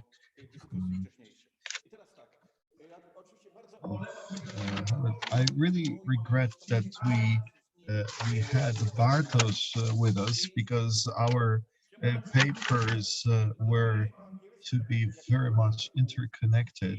I will start with many questions, and the two questions are from the... Kurwa, niech on mówi do... Przepraszam, niech on mówi do mikrofonu. Mostów w Nowym Jorku, czyli mostów, które były zbyt niskie, żeby pod nimi przejechały autobusy, co służyło za taki obiektywny pretekst do zmieniania polityki miejskiej, tak? To znaczy dostęp do terenu Access to green areas was blocked to people who were using buses, and because of racial issues,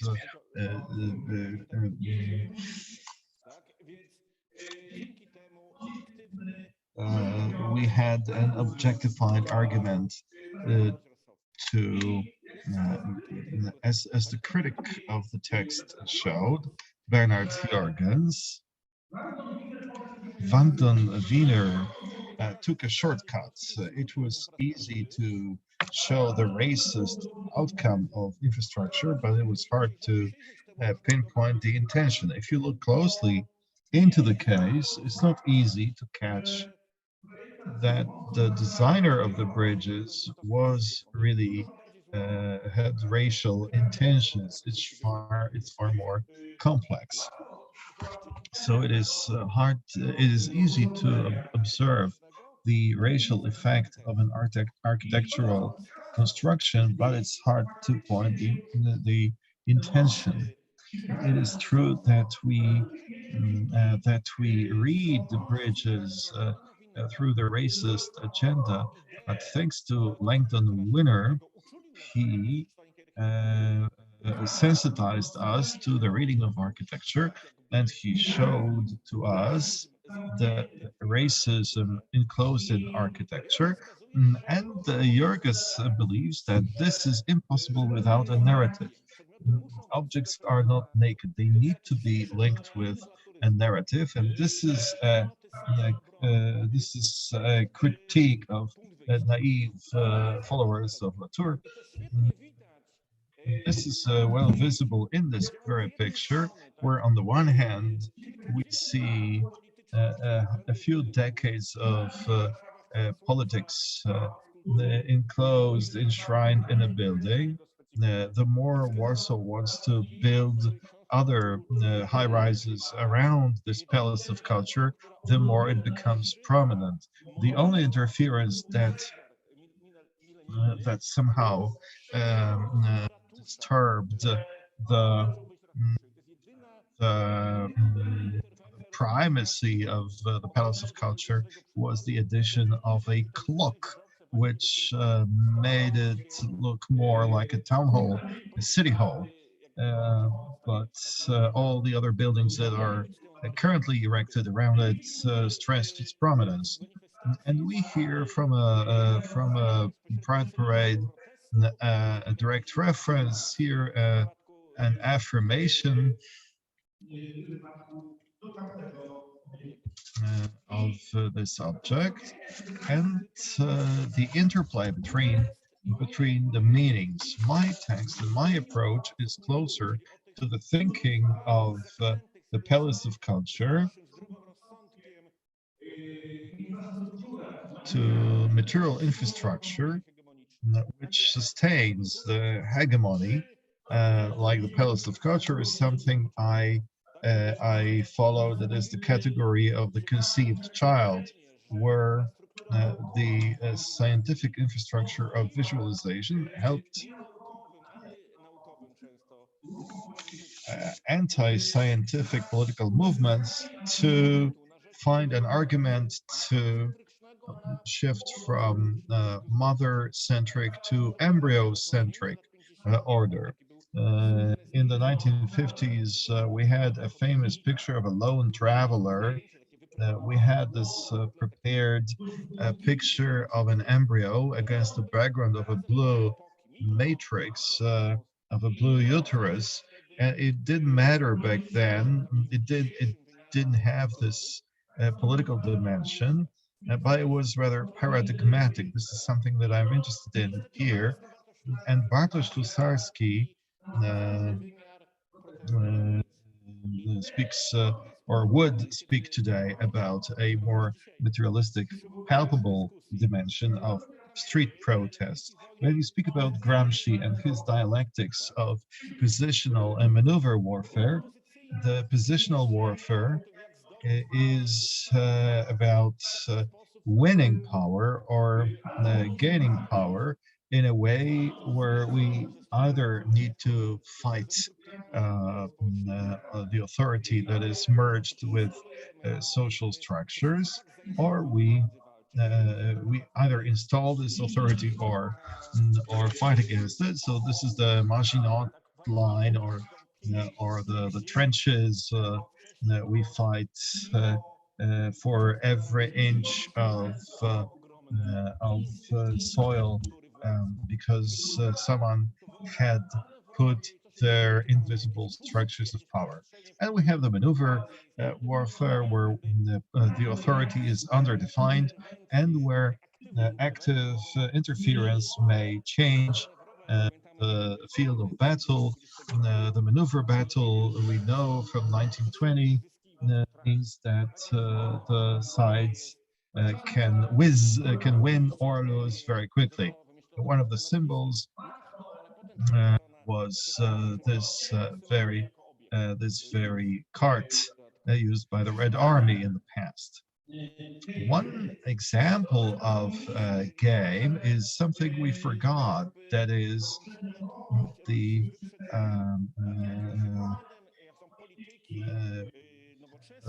examples of the policy of installing certain projects. We have two articles about cosmic enlightenment and the battle with religion or struggle against religion. And here we have an example of installing a scientific worldview or strengthening politics through the policy of sending mobile astronomical observatories to show the miracle of the world in the scientific language. As both articles showed, unfortunately, from the point of view of the aim, that is the atheistic worldview, there was no narrative. The author showed that little educated activists were unable to secure these objects with a convincing narrative. So when there were those mobile shows and telescopes, some seniors said that they did not want to leave the telescope because they said that they are going to die in a short while, so they want to see what heaven looks like. We remember the structure of positional warfare, and we forget how much modernity, which we close down, in whose shadow we live, through these things. Like a good laboratory. Today, there are probably no laboratories in schools where we see those preparations, how they strengthened our modern way of thinking, or chemistry labs, or such images from Soviet visuals, if you want to link. So my claim is, and we as academics who are idealistically minded forgot that emancipation requires being grounded in material infrastructure, in a network of allies, objects. It needs to move from reason to sound reason. And the narrative that merges us with the infrastructure, it also makes us closer to the allies objects. And so far, the right-wing party has done it better. This is a brotherhood of small feet. Not only do they have an application where you can grow a fetus in your phone, but they also have created a 3D version where you can see the life of a fetus, and it strengthens their anti-choice narrative. I believe that, again, we can draw from Gramsci that there is a certain dialectics of visibility and invisibility. The authority should be hegemonically shaped. Until kids learned, until the conceived child was an invisible moral blackmail, which was visualized, this had a powerful impact. And I believe that this campaign that was launched a year ago, it revealed that this is not really about the killing of the unborn, but this is politics. And it helped us to distance ourselves from it. Just like Lenin multiplied in a million visualizations was not an expression for the sake of workers' rights, but it was a monolith that looked at us from an authority position. So activists know about it. Academics slept in while activists know about it, and struggle for a visualization and against it have been ongoing for the past years. And this is an example of how a legal campaign of taking over the legal order by a well-known think tank was stopped by acting in objects and narrative. I added this quote. Ironically, Martin Staszewski is on the side that reveals evil. He showed the invisible hegemonic structures that took over the legal order, and all of a sudden, the placard, this information plus a narrative, gave such a powerful effect that Bart wins all the cases. At the same time, we had another campaign, an Atlas of Hatred, where again we visualize, we render in a visual form what happens there. This was used by anti-smog movements. Now it is used by movements fighting against the felling of trees. We as academics are again one step behind, and this is the Atlas of Hate.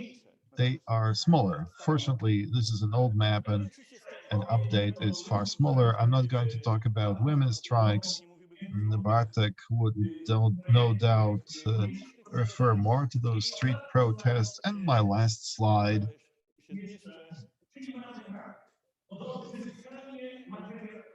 We need to regain the merger of the material and the narrative. We need to think of what religious movements and the Catholic Church know. We need to create a material, preemptive narrative framework. And that's why atheists are married in church, because no one else does similar celebrations linked to a ritual, a rite of passage. And I'm not talking about people who believe or do not believe in God. They love to be part of this tradition, the dialectics of the visible and invisible. An example of a failure of a billboard campaign, Leninopad in Ukraine showed that hyper normalization, to follow Andrzej Leder, works against us. If there are too many of us, we are visible, and the positional warfare and the maneuver warfare or a call on our prudence. Where do we take slow steps, and where do we take quick action, where we need to make inroads into someone else's position, into the enemy.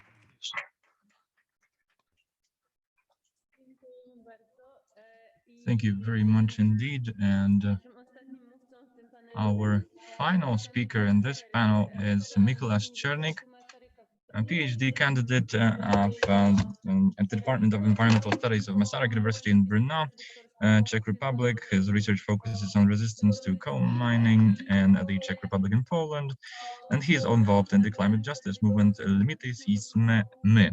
And his today's topic will be the construction of climate justice mercenaries through resistance in the Czech Republic and Poland. Hello. Here with you. I'm so delighted that for the invitation to this conference, and I will present my basically contribution to an edited volume which is called Politics and the Environment in Eastern Europe. It is edited by Esther Krasnay-Kovács, and my contribution is called, as you have heard, the construction of climate justice imaginaries through resistance in the Czech Republic and Poland.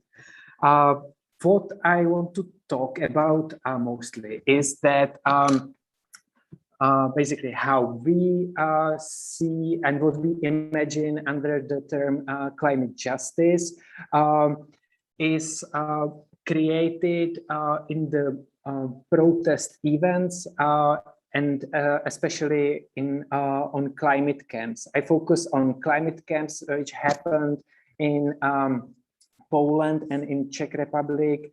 I will speak about 4 events, 2 consecutive events in each country. And why do I think it is important to talk about those events? Well, first of all, when we talk about climate change mitigations and adaptations and climate politics in general, we think about like global politics. And for example, now is happening the conference of the parties in Glasgow, where we can see those negotiations between on a global level between different countries, etc. And on those negotiations, we see that European Union acts as a leader in tackling climate change. And but if we focus on European Union itself, we see that it is not really united behind these attempts to set ambitious targets for emission reductions. And also Europe has a massive climate debt, which means that from times of industrialization, the fossil fuel dependent economy basically of the European countries emitted much bigger share of the accumulated emissions to the atmosphere than other countries have. And this includes also the countries which are now often blamed for failure of those negotiations, such as, for example, India and so on.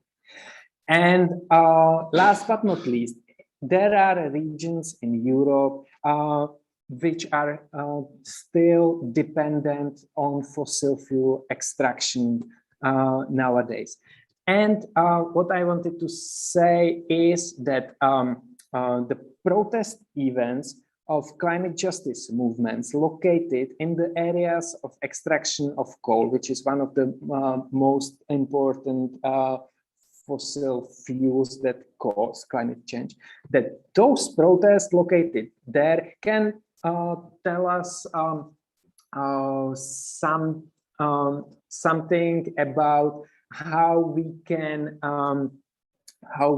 tackle the hegemonic narratives about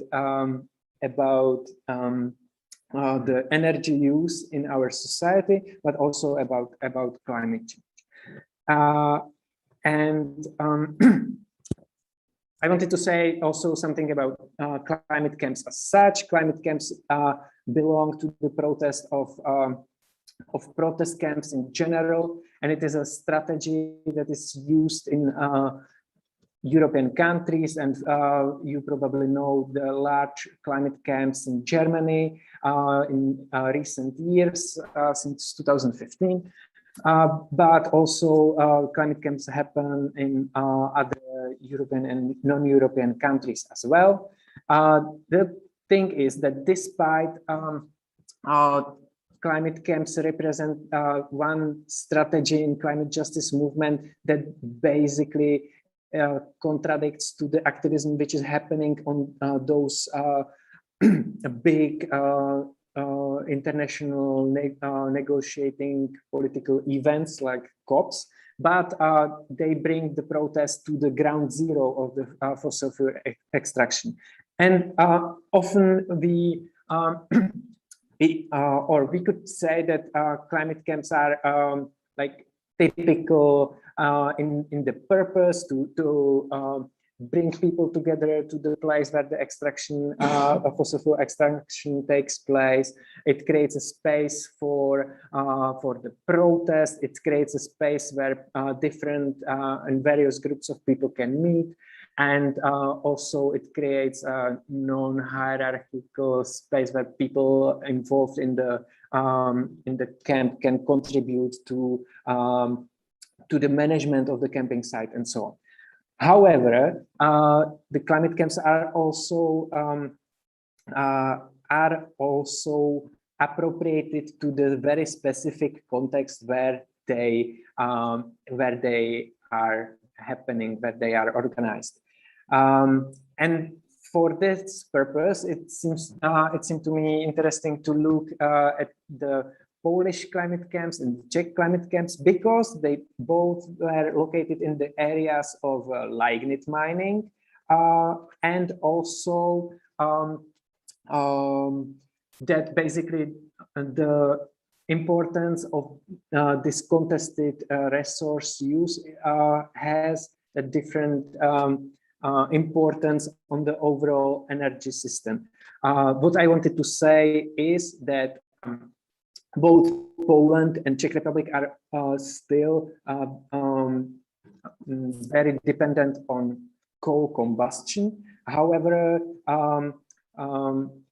the climate combustion, lignite combustion in the Czech Republic, the brown coal open cast mining, is far more important than in Poland, because it creates approximately 3/4 of the overall coal energy production.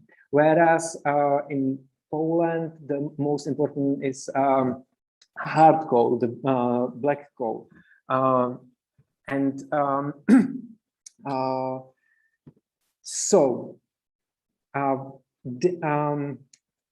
Let's have a look at what the protests at climate camps could tell us about climate justice imaginaries, right?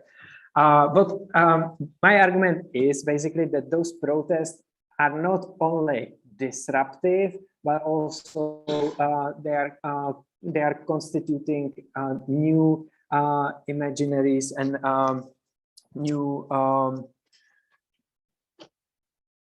spaces for an articulation of a just post-carbon future, basically. And I will list few moments which I would say are important in this regard of that they are illustrative of either those disruptive elements of the protest or the constructive ones. So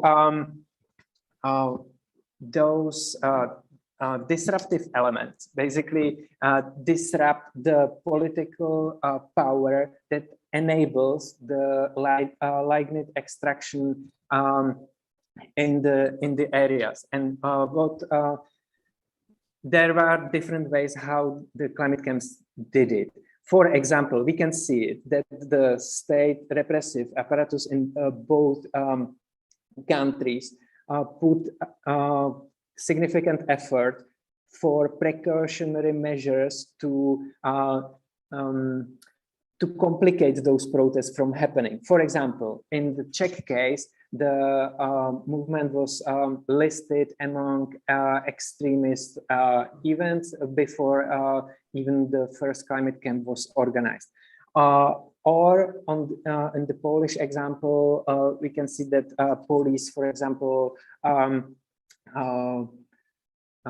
research buses which were going to demonstrations from the climate camps and so on. And it was checking basically the technical ability of the bus, which in that areas, those checks of the buses usually does not happen that often. And the goal was to not to make it that easy for the participants to participate in the protests. Also, the disruptive aspect of the protest can be seen also as referring to some political decisions or political intentions in both countries. In the Czech case, the name of the movement Limity jsme my refers to a governmental resolution which was restricting coal mining to a particular area. And on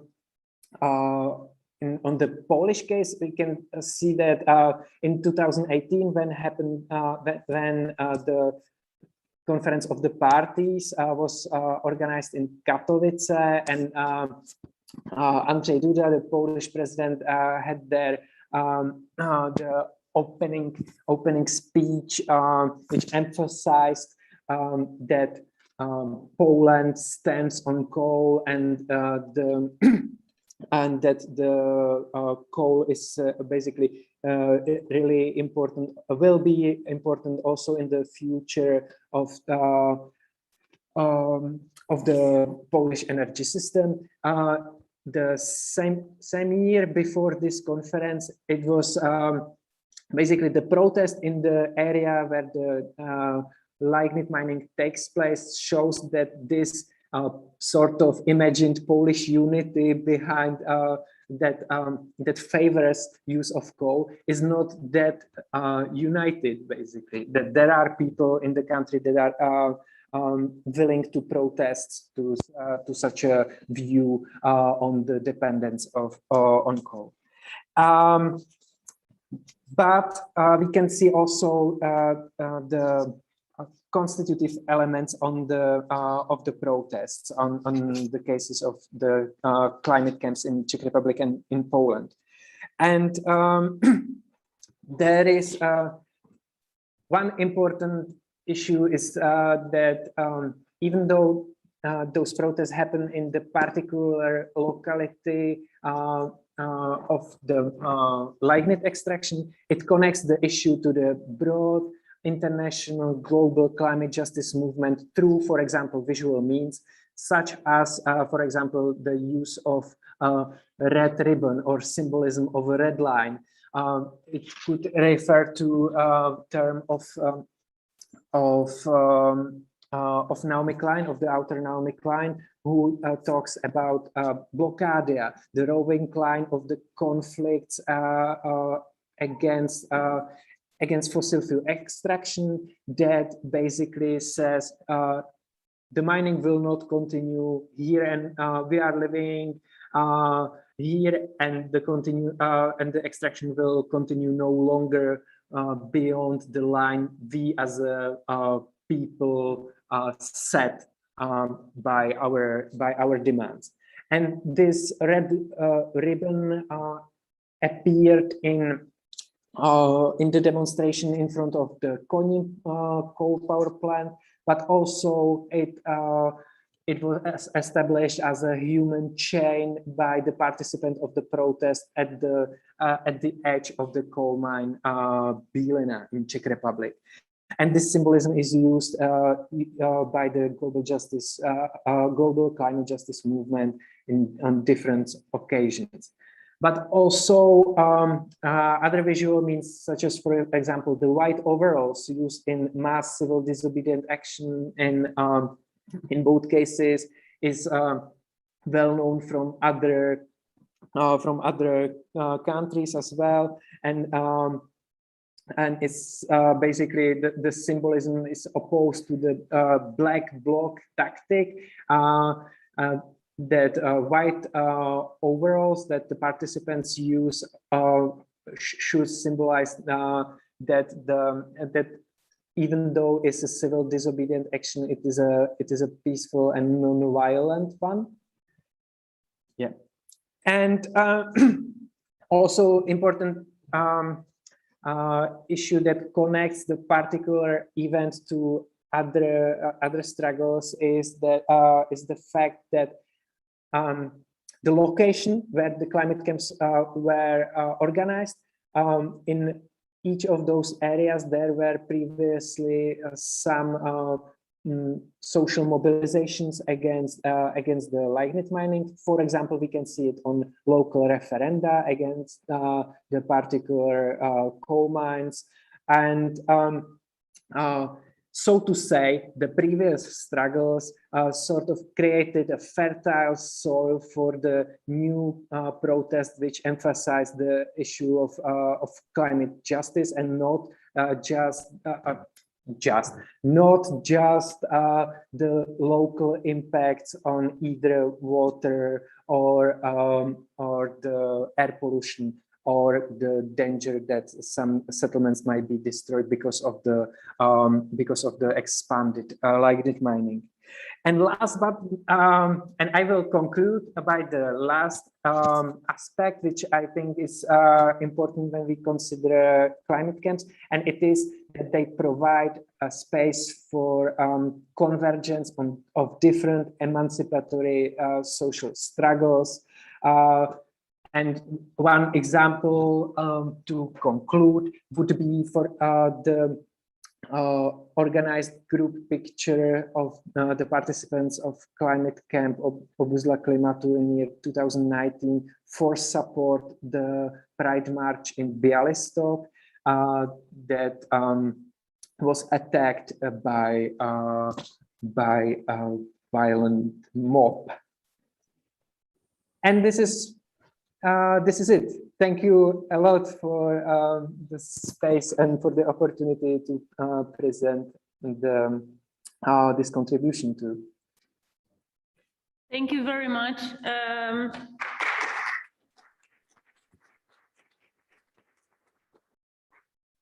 Zaczynamy zatem dyskusję. And this marks the beginning of our discussion. Do we have Rose? Rose has just dropped us a line that she has left the meeting. We can always send comments by email, and also the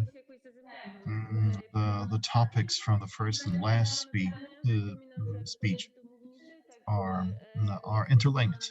Remember that we need to address these questions from the rostrum, so that we can be heard and seen by people who follow us on online.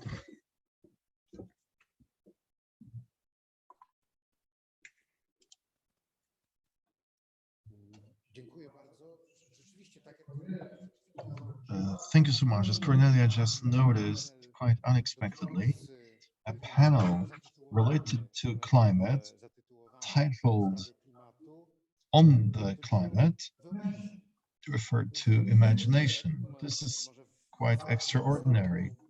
Maybe to a lesser degree, this was visible in Rosa Indellicato's paper, but you two, that is Mikuláš and Andrzej, spoke about imagination. And this means that imagination has to be used by us as a problem, a question, and a challenge. In your text, Andrzej, what was really inspirational, and I'm really thankful for what you said, I noticed a certain disturbing issue, intellectually, methodologically disturbing thing. Exposed, we can justify a mistake and indicate desirable action. But if we wanted to treat it seriously as a pointer, as an indication, this would mean that social imagination is fully programmable. which means that we need to remember about the inclusion of objects as allies before the event. Remember to align these objects with the very important zone of the reason, and also set these objects in a certain narrative. This is a treasure trove for a literary scholar. You are giving us a great gift. It turns out that sociologists, political science scholars, and politicians themselves should come to us for a consultation, should come to this very address for consultation. We have a few dozen rooms where specialists on the narrative and on the narratological study of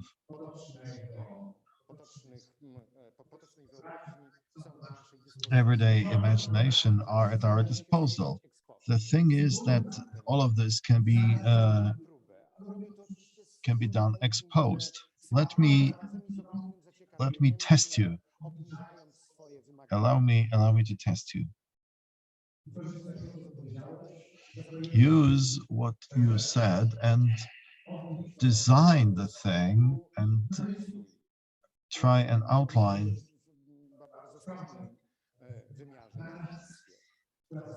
a narrative that would assure us a victory in questions like reproductive rights of women and in climate matters. So what is the object? What are the objects that could be our allies in the shift of the social imagination with references to everyday thinking and within a narrative?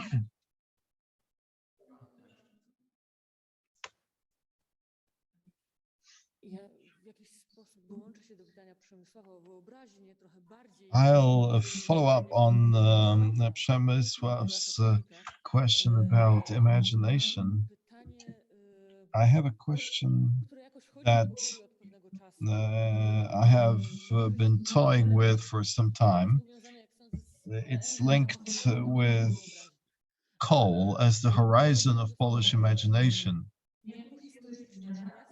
Historically, the political narrative was that the coal resources have been linked with the guarantee of independence. This happened after the war, after the Second World War, during a referendum which settled the national border with Germany on the Oder River. Propaganda posters showed a heap of coal and said the slogan was, "We will not give our coal to the Germans." So, as long as we can mine coal, we are independent. We have the guarantee of independence. Now, Mikuláš, I was wondering, how can we work with this imagination? Some 2 years ago, the Prime Minister stressed that our coal is a guarantee of our sovereignty, of our independence. So it's not.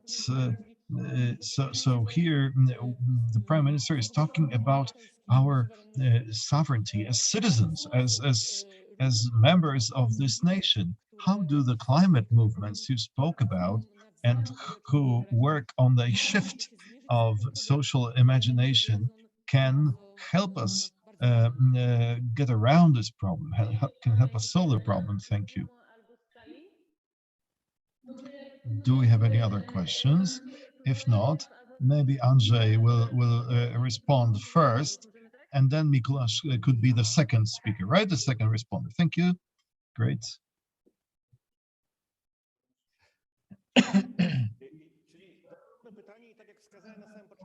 So as I was saying at the beginning, it is easy to show the racist consequences of bridges, but it's hard to point to a racist motivation of building those bridges. I will defend Winner's text because the builder of the bridges did not have racist intentions, but the landscaping policy and the whole idea of greenery was merged with earlier racist policies. So in this way, when designing, he evoked to the legal and discursive and material systems. He did not monitor the consequences earlier. Another example of historical debate is the rebuilding of Paris by Haussmann, where we deal with a certain anti-Haussmann stereotype, where we see that the reconstruction of Paris makes the city resistant to rebellions and riots. We have wide, broad alleys, which are not especially conducive to protests and marches of all sorts. As Stanisław Knapkowski, my former student, indicated, this is far more complicated because Haussmann was based on earlier socialist ideas, and Haussmann did not have a totalitarian idea. It was he was to be emancipatory. So again, this is an ideal example of the problem, whether the outcome that helps to destroy riots, even though Paris has built barricades ever since, or and now the question that links me with Mikuláš and the climate issue. The idea is that, as I was saying, the dialectic of positional and maneuver warfare, the positional warfare takes time, and I showed to you that we no longer learn natural sciences in schools, and it is only after some time that we realize that we don't have biology and physics teachers in schools. But let me give you a positive example. In a struggle for climate, I follow the line of patience.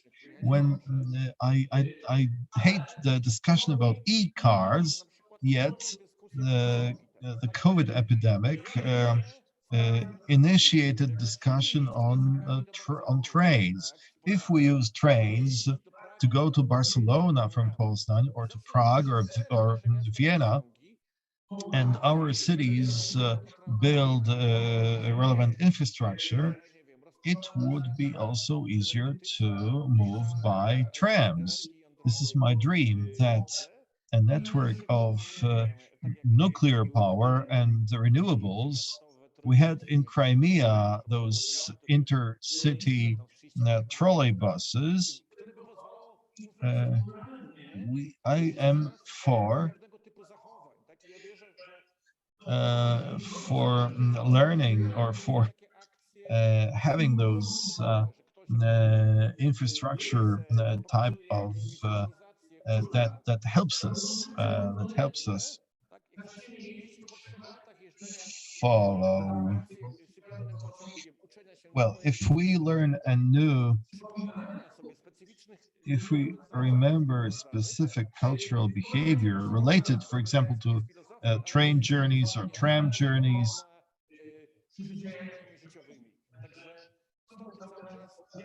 I believe in dialectic, in political action, and a slow work of infrastructure. To conclude, those trains or trolley buses might have an unexpected effect, but then reality has its own laws or rights. I can only say that, or perhaps we'll have Andrzej Leder. Andrzej Leder.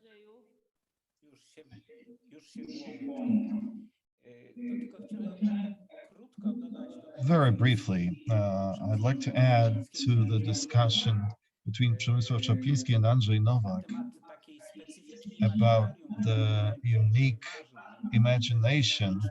This is a dynamic arrangement with different patterns, including defense mechanisms that change the meanings and courses of different actions.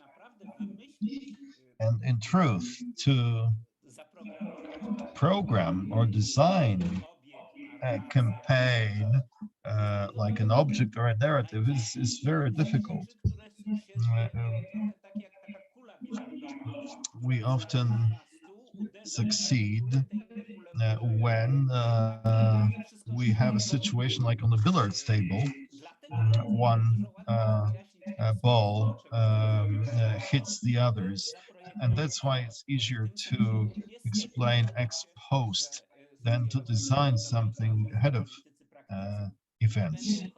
Practitioners are not going to consult literary scholars to be able to write a novel that will change the world. This is happening of itself, as Andrzej Nowak was saying. Thank you. I can only ask a question: who should be the target of the super artifact of change? Are these going to be people who make decisions, that is, politicians? Because when it comes to transport infrastructure, we have good trains, trams, and sometimes we even have cycle paths.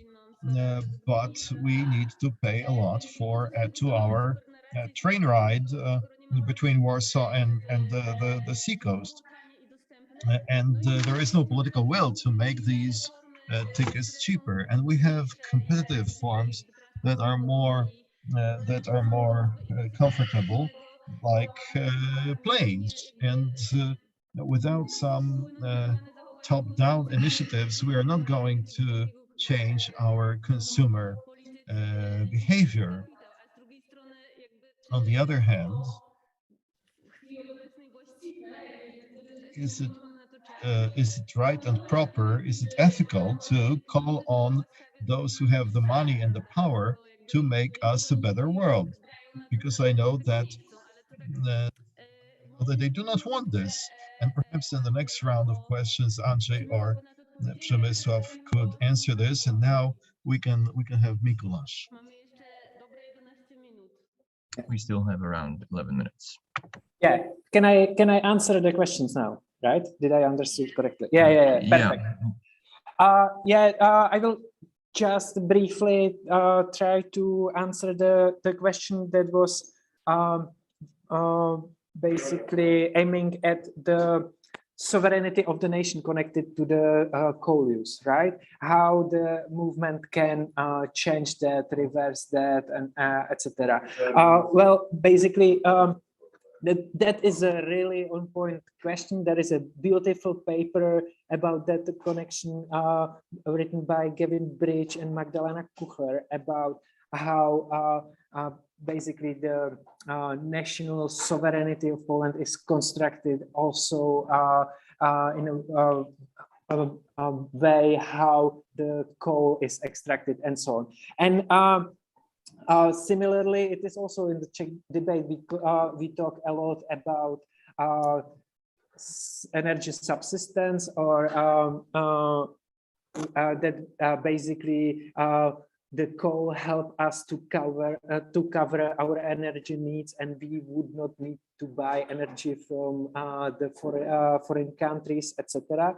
The thing, what I think is really important on what the climate justice movement does on climate camps is that it brings in the people who are directly affected by this energy sovereignty, and the sovereignty of the people, the wildlife they live, for example, local farmers, is endangered by the direct impacts of the coal mines. And even though, and there might be probably in the audience some people who know this better than me, I think that the perspective of a local farmer who is not okay with the coal mining is super important because it shows the ruptures in the unity of Polish nation behind the coal use, but also it creates a rupture in the stereotype of stereotypical picture of a climate justice protester as a person, a radical person from the city, young, well-educated, etc. So I would say that it is really important to look closely on the spaces where these different perspectives of different groups of people can work together on different tackling the problems connected with the coal use. And I think that the Polish movement does that in a clever and, to be honest, very strategic way also, that it gives voice to the people directly affected and not from the different class, different economic class, and people of a different age than one would expect that climate protesters usually are. And if I can have a short note also on what I understood from the other questions, I think that basically coal reserves are material artifacts as well, and the coal infrastructure also. And basically to point on that, to give a very particular and concrete picture to the abstract ideas of nation sovereignty and so on, helps us to understand what is the imaginary, social imaginary behind the energy system. And also it helps to tackle the disenfranchisement of the ordinary people from the debates about energy transition.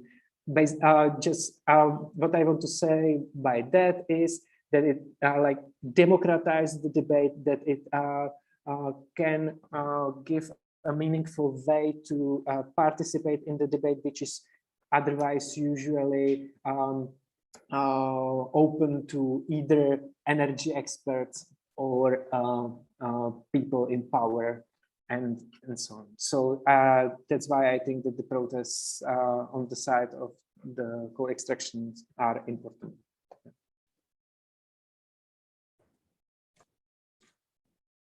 Okej. Czy jeszcze zastanawiam się, mamy 5 minut, to jest... We still have 5 minutes. Are there any further questions? Andrzej, Przemek? Yes, if so, please, the floor is yours. I will have another parallel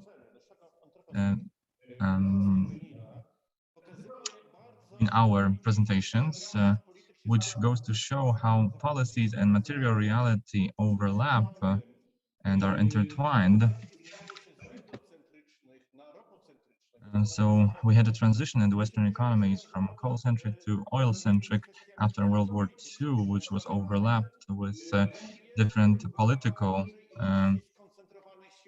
transitions, because coal required concentrated labor and also created a huge leverage for miners, because any coal basins included a number of mining trade unions that were a strong bastion of leftist resistance. So this transition towards oil of European economies as a result of the Marshall Plan was also something that included a shift from a class struggle towards an economic centered geopolitics that were tightly linked with the places in which oil is extracted. So we shift from class politics policy towards geopolitics after 1945 due to the transition from coal to oil. So learning from our enemies, from our opponents, you could see that, well, they, those big decision makers, did not fear influencing political preferences and political engineering. In Poland, as opposed to the Czech Republic, we massacred our national railway system, which was a politically driven activity. It wasn't a simple departure. It was a willing decision and a conscious implementation of the neoliberal model of transport powered by cars, which is now killing us here in Poland. And it's really terrifying how after 30 years, our towns and our urban structure suffered and changed as a result of our departure from the extensive national railway system. And you can see the resistance of the underclass, of the working class too in Poland, that has to use cars in order to commute to work because they don't have mass transit, public transport available.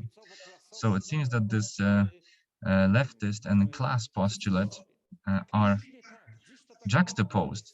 Tactically, they are obviously aligned, but it's still a kind of a squid game, a forced conflict. So railways during the communist era, however poor they were, they nonetheless transported over 1 billion people, 1 billion passengers per year. I know that our Czech colleague will know more about the Czech railway system, of which he might be more critical than I am as a user. But I'm sure that despite many problems involved in the Czech Republic, the solutions like those little single railway cars and those stops and stations in little villages, which managed to preserve the small capillaries of the railway system. I know that you have your own problems with Skoda and so on, but despite our automobile centrism of our region, this infrastructure, the railway infrastructure in the Czech Republic still is very different from the Polish one. Qualitative terms, it's much better. Oh, thank you for this comment. I know you're under attack, but you still have the infrastructure. And our infrastructure is far worse. So you should show us as an example of these malpractices of neoliberals. Thank you.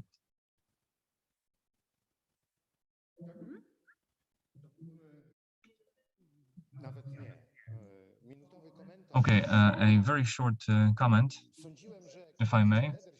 I thought that when Andrzej Leder tuned in to our discussion and responded to my question posed to Andrzej Nowak, I thought that he would say that it is not only impossible to determine or define such a narrative in light of our conference, because there are no common imaginaries for different organized groups of protests. So it is difficult to combine those who protest for economic, material, and financial reasons with protesting women, with protesting sexual minorities. All of these stakeholders have different protest imaginaries according to which they operate. Marek Beylin, if I'm not mistaken, in an earlier panel today, gave us a hint of sorts. He suggested to begin this process of coagulation between these different postulates, between these different groups of demands, by means of brave solidarity or solidarity of bravery, the one that includes oppressors in the debate. I'm not sure if this is the complete solution, but it is definitely an indispensable condition for our continued search for a common joint narrative and for new allies, because the current divisions preclude certain topics, certain narratives, certain subjects from the collective popular imaginary that could be used in order to formulate a more inclusive language of protest and more emancipatory kind of solidarity. So I am emancipated enough to include not only the ecosphere, but also those workers who suffer as a result of lignite mining and those who will be pushed aside as a result of energetic reforms. Marek Beylin therefore gave us an important, an invaluable, in fact, hint in our prospective thinking on inclusion in protest. I'd like to thank everybody participating in the panel. I would like to announce a 15-minute break, which means that we shall reconvene at 1:45 for our last panel in this conference. Thank you very much. Thank you to all speakers. Thank you to all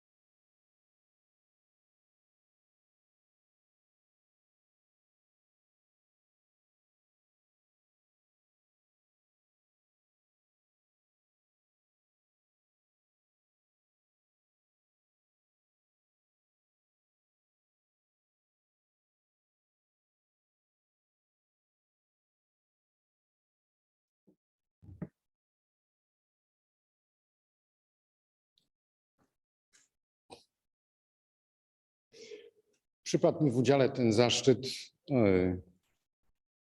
rozpoczęcia ostatniego panelu.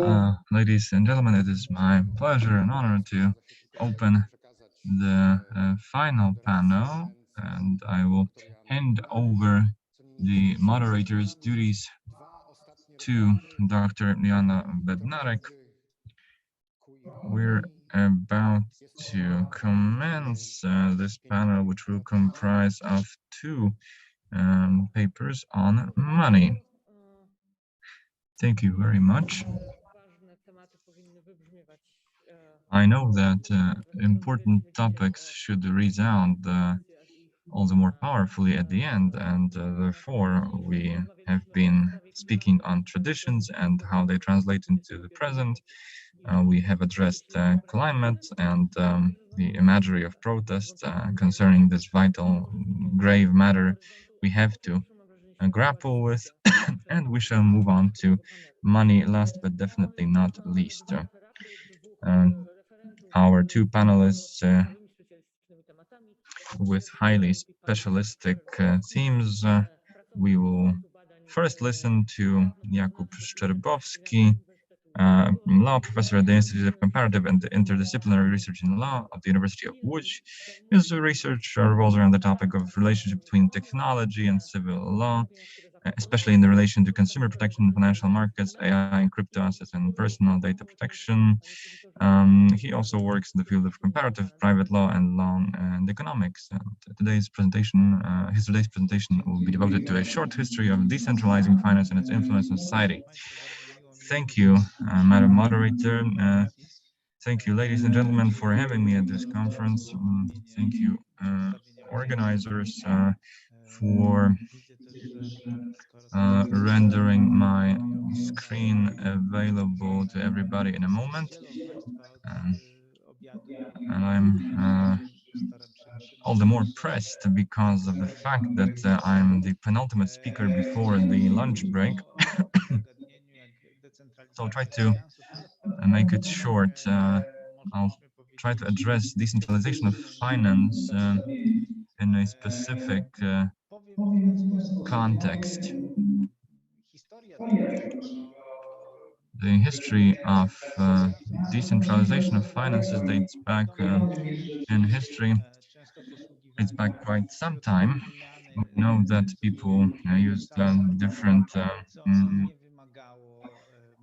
measures of payment in the past that avoided state supervision, state control. So whenever you think of these primal societies, we had certain universal commodities such as cattle or currency of sorts, for example, precious stones. There were also other goods that were universally demanded and were used as a measure of payment, as a currency. And right now we're in the fiduciary era, where money has a certain symbolic value on account of legislative initiatives at the state and interstate level, controlled by central banks that control the amount of money in circulation and control its value to a certain extent. As part of an economy of fiduciary money, we've observed certain transformation in the non-material and material concepts of money, which dates back to the 1980s, and two movements, one of which is the crypto-anarchistic movement. What is crypto-anarchism? I'm sure we know what anarchism is, all of us. And when it comes to crypto-anarchism, this ideology has very similar roots to those of anarchy, but it is also based on cryptography as a certain source that enables the implementation of anarchism. What is cryptography? Cryptography and the analysis of this problem. These are not encryptions as used by Julius Caesar, who shifted one or two letters or words in order to encode a message to another troop of soldiers. Cryptography used to be a pretty primitive science. Right now it is an evolved one.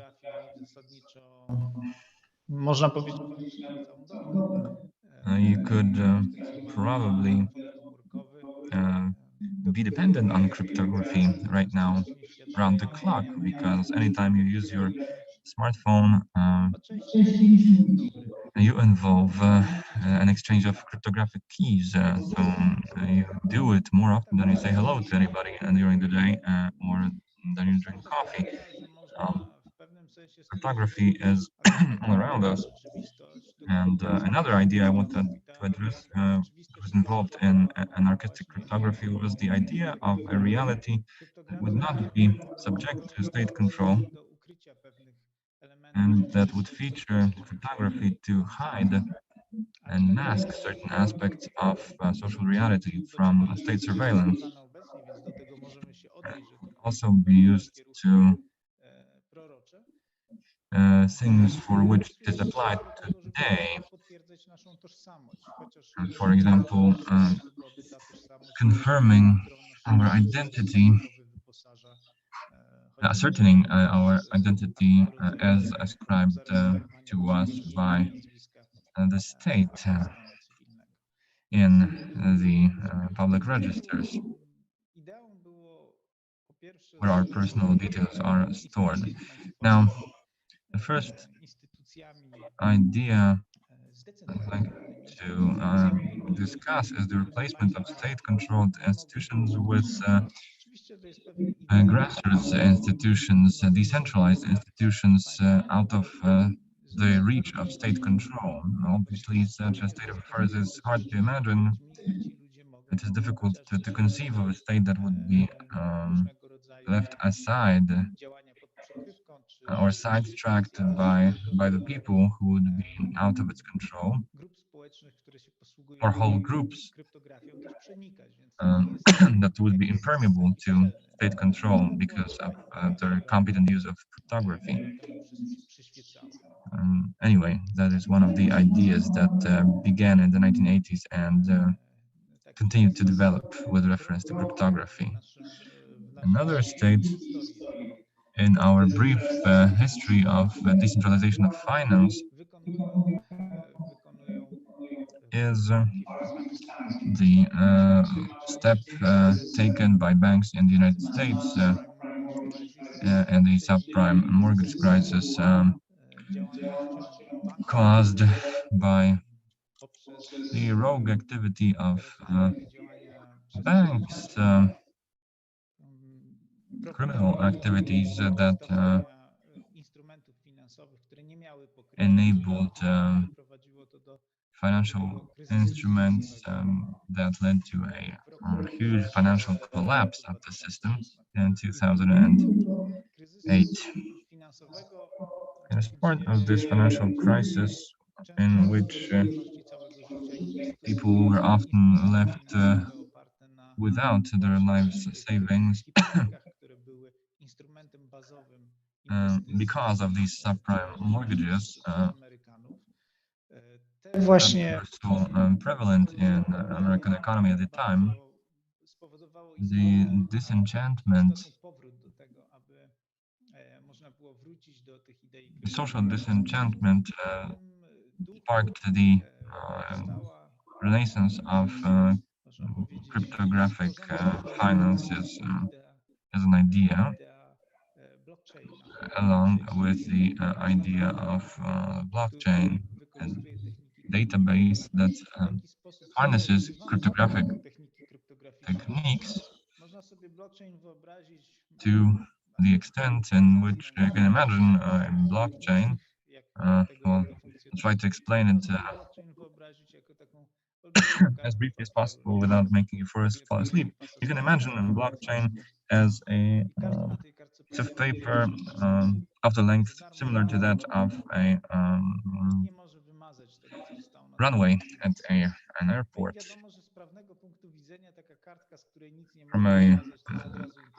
On this paper are encryptions that are unable to be erased, and one of the applications of this long strip of paper would be cryptocurrency.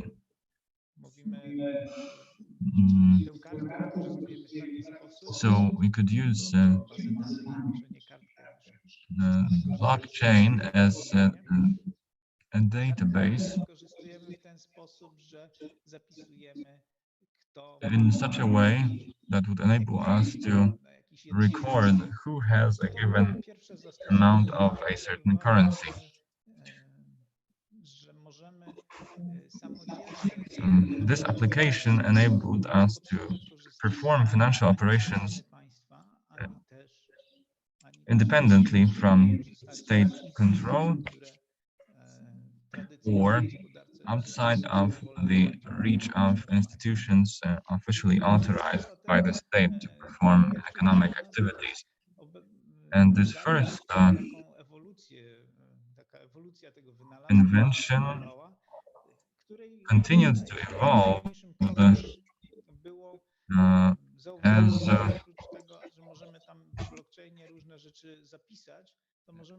people noticed that not only could you record and enter new data, encrypting them in the blockchain, but you could also use it to store software that would become unerasable. What does this entail? Well, in a situation featuring a clash and that calls for a certain function in the program, nobody will be able to stop this program from running. This in turn means that we could design and develop a piece of software that would be a contract between two parties of a deal in which both parties would be sure that the software would run according to the contract without the risk of being interrupted by either of the parties. This is known as a smart contract, and these smart contracts are not very contract-like from a legalistic standpoint in many cases, and most of their applications, their structures are different from legal contracts, and they are rather similar to structures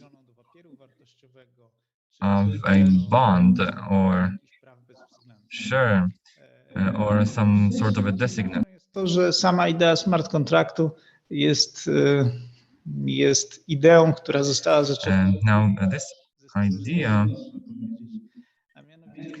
was originated in antiquity and is a transposition of a vending machines. So I insert coins and I procure a commodity in return for these coins. So if you think of smart contracts and blockchains, then you would probably envision vending machines selling holy water in ancient Greece, where you had such artifacts as per ancient literature. And ladies and gentlemen, when it comes to decentralization of finances and its implications socially, and how it affects smart contracts as a concept formalized in 2017. So how does it translate into contemporary reality? Well, state institutions and institutions that are authorized by the state to conduct financial activity, mostly banks and insurance companies, They seem to be the largest stakeholders in the development of these technologies that paradoxically were conceptualized as decentralizing tools are now being appropriated and abrogated by entities licensed by the state. On top of that, this technology is also currently being considered by central banks as one of the technologies that could be used to usher in new solutions in state currency exchange, for example, digital euro as a cryptocurrency. So to sum up, you could say that the blockchain revolution has undergone a transformation from anarchistic ideology towards its appropriation by the state. So it has been turned on its head, so to say, and can contribute to an even greater state surveillance and control over blockchain. Thank you.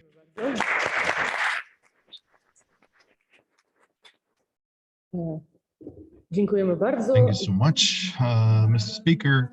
And now our second and the last speaker of our today's conference is Salvatore Antonello Parente from the Aldo Moro University at Bari.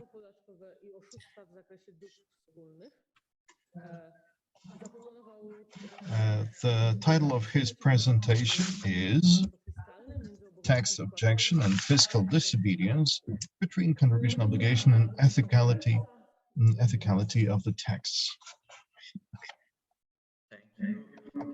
Serdecznie dziękuję. Dzień dobry wszystkim. Po pierwsze chciałbym serdecznie podziękować organizatorom za zaproszenie mnie na tę konferencję. My report intends to focus attention on the tax objection and fiscal disobedience between contribution obligation and ethicality of the tax. The linguistic expression fiscal objection indicates a form of resistance to the tax based on the conduct of the taxpayer who knowingly refused to pay the percentage of income tax declared and due, corresponding to the share of expenditure allocated by the state to the financing of activities deemed inacceptable of an ethical level. For example, the use of tax revenues to meet military expenses. The unpaid portion of tax is usually donated to entities operating for the pursuit of shared purpose by the same objector, or in some cases sent to the President of the Republic, who returns it to the sender or transmits it to the competent public institution through a batch of turn which makes the gesture merely symbolic. The institution included among the different forms of resistance to the law by virtue of the provision of Article 23 of the Italian Constitution on the subject of taxed property services must be distinguished from fiscal disobedience, so-called fiscal strike, an hypothesis of resistance to the tax with noble justification, with which the economic and fiscal policies adopted in a given period or situation are contested, which takes on political or ideological connotation, sometimes resulting in a total refusal to pay. In any case, the tax protest carried out in a collective form, even if promoted and organized by organizations representing widespread interest, can never rise to a legitimate form of strike, as it lacks the constitutive elements of the right recognized by Article 40 of the Italian Constitution. The fiscal objection as a species of civil disobedience, despite the many points of contact with conscientious objection due to the importance assumed by ethical imperatives, has certain peculiarities. Conscientious objection with a sure constitutional foundation, Article 2, 52 and 54 of the Italian Constitution, as well as of express regulatory recognizing in the sector of exercise ethically sensitive activities, it's a situation in which a duty imposed by the legal system conflicts with the moral, ethical, ideological, or religious conviction of the individual. It is a manifestation of freedom consisting in the refusal to perform an act prescribed by law, as it is perceived by the conscience of the objector as gravely immoral. This is the case of medical or paramedical personnel who refuse to perform the activity in the execution of a voluntary abortion. The phenomenon is expressed with the refusal of obedience of the individual to a command of the authority, to a juridical imperative, motivated by the presence in one conscience of another imperative contrary to the behavior legally claimed.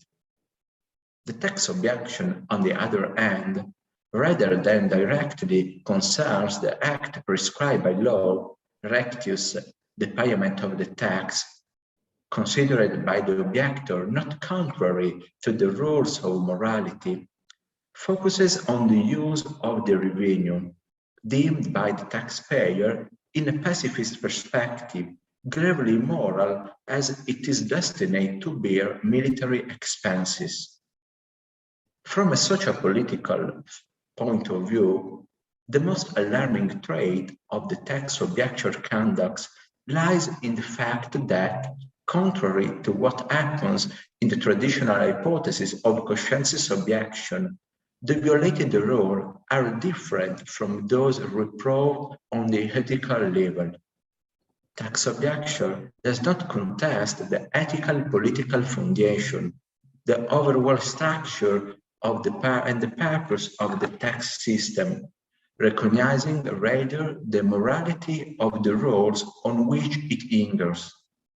However, it confirms some of the purpose that the state intends to pursue through these rules. Both institutes founded on freedom of conscience, helping to strengthen the idea of an active and conscious citizenship, which also manifests itself through the affirmation of one's most intimate beliefs, are characterized by the refusal to obey the positive law for reason of an ethical nature and the proportional nature of the contact, aimed at soliciting change to the current regulatory system of government policies in order to try to improve the legal system without upsetting the structure.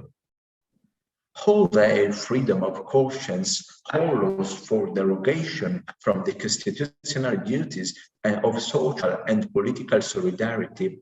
It's necessary to find a balance so that the ordinary civil life is protected and the consequence burners are equally shared among all without privileges. In challenging the reproved spending policies, the tax objector always propose alternative form of use of the revenue, consistent with the shared objective and suitable for achieving the condition for their pursuit, assuming like the conscientious objector towards a position of partial distance and acting within a regulatory and value framework which, although they consider inadequate and the specific aspects, remains on the whole shared. At least in the Italian legal system, tax objection, although still adversarial and practiced by some conscious tax evaders, today appears to be a marginal phenomenon, less widespread than in the past and in decline on a social and political level. as war taxes have almost disappeared, and since the conduct of the objector has lost a good part of its propositional function and its role as a stimulus towards public opinion and towards the legislator himself. Tax objectors fight a noble and demanding battle, which can only be successful if conducted with methods appropriate to the social situations and regulatory context of reference, a circumstance that requires acting in full compliance with the legal system in force, compliance with tax law, which, while not attentive to the values of conscience and the founding principle of the legal system, it should represent a fixed point of their action, a fact from which to start and not a criterion that can be renounced on the basis of either moral needs. The conduct of tax objection, in addition to interfering with the duty to contribute to public expenses, Article 53 of the Italian Constitution, involves the violation of the principle of social solidarity set out in Article 2 of the same Constitution. These are rules that, alongside the primacy of the person, outline a constitutional right to the solidarity of others through a conception of the common good as the result of the solidarity contribution of each associate.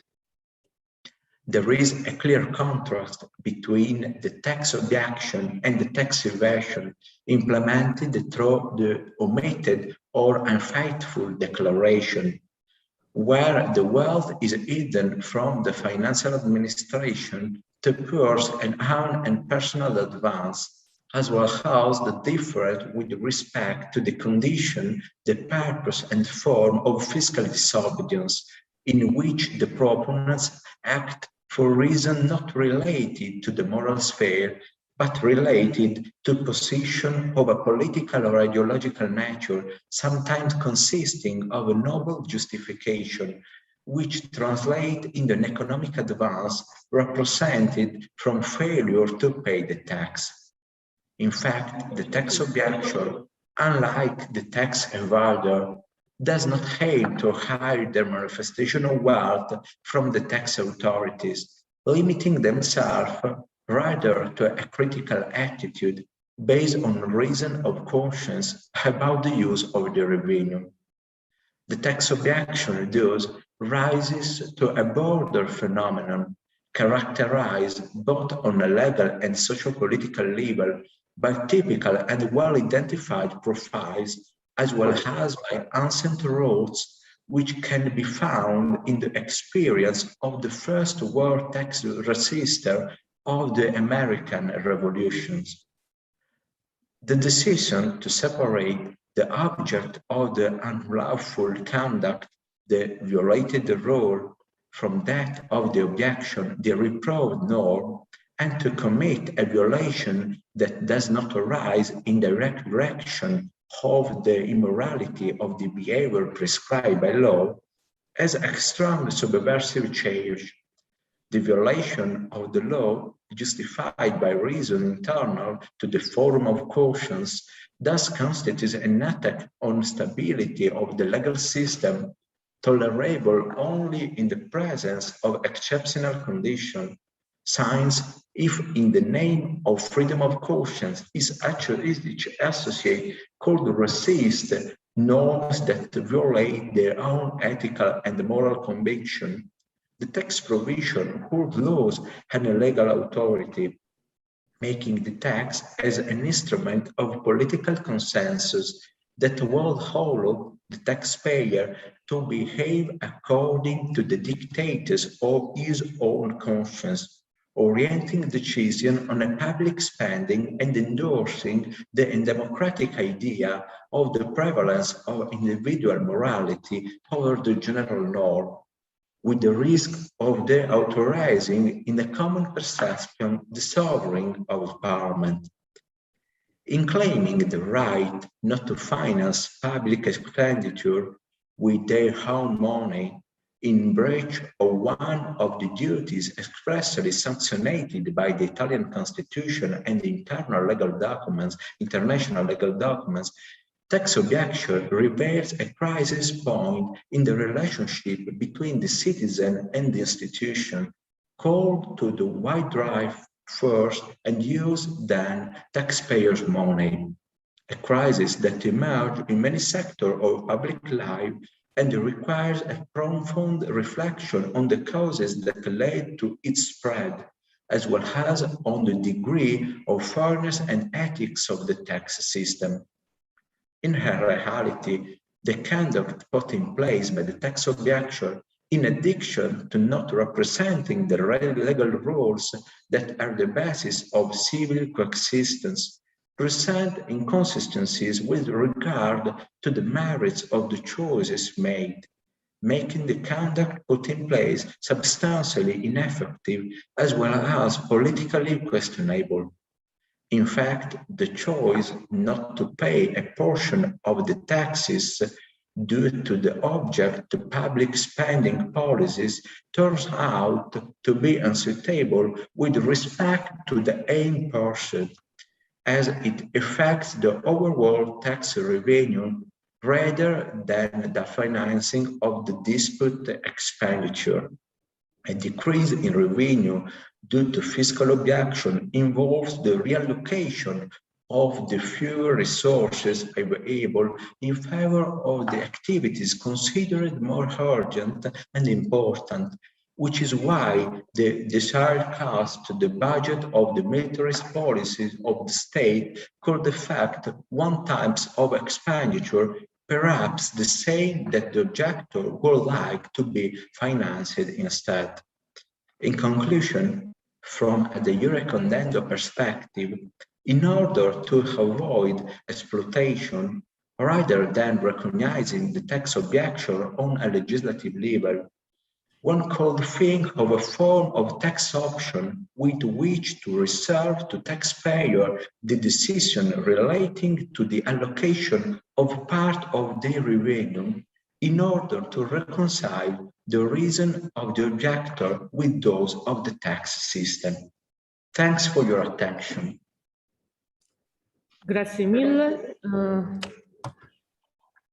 Otwieram dyskusję po dwóch specjalistycznych, ale I shall open the Q&A session. And since these questions are very universal and concern all of us here in this room and on the Zoom. Are there any questions from the floor? If so, please step up to the pulpit.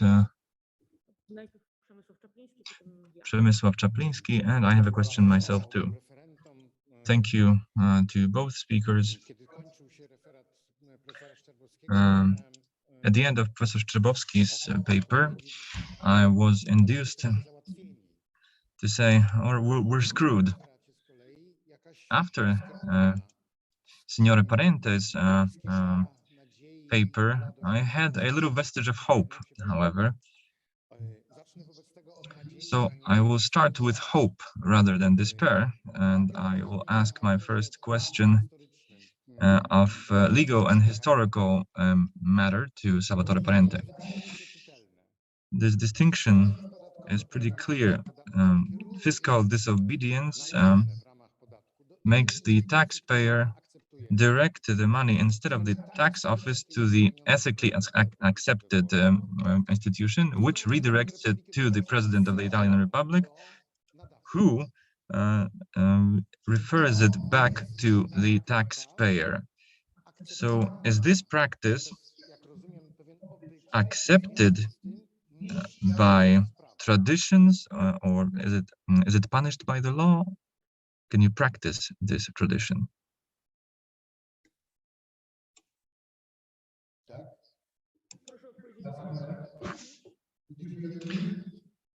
Salvatore, could you hear the question? Yes.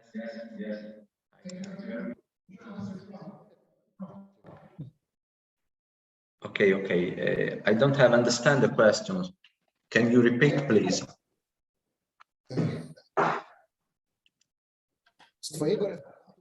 So from your paper, I understood that in Italy, there is a tradition described by you as fiscal disobedience, and the taxpayer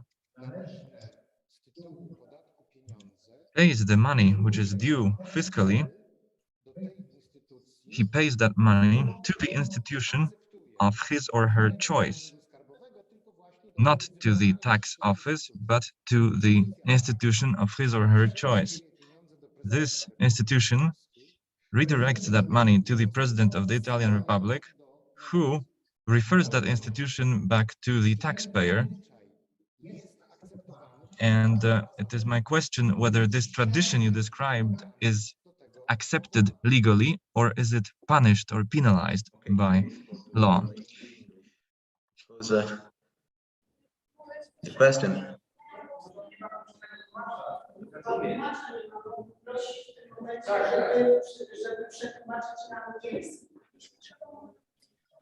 Oczywiście, proszę bardzo. Tak, muszę powtórzyć. Mniej więcej pamiętam. Posso fare la domanda in italiano? Non le dispiace. Va bene, va bene, va bene. Sì, sì, certo. Riassumo un po' la domanda se ho ben capito. Dal suo discorso abbiamo capito che in Italia c'è questa usanza. Se qualcuno per motivi etici non vuole pagare le tasse, paga la stessa somma per conto di un'altra istituzione. Sì? Jak to było z tłumaczeniem? Ta instytucja. Questa istituzione, questo ente, pieniądze do prezydenta Repubbliki Włoskiej. passa questa somma di denaro al Presidente della Repubblica. Non so se abbiamo capito bene fino a questo punto.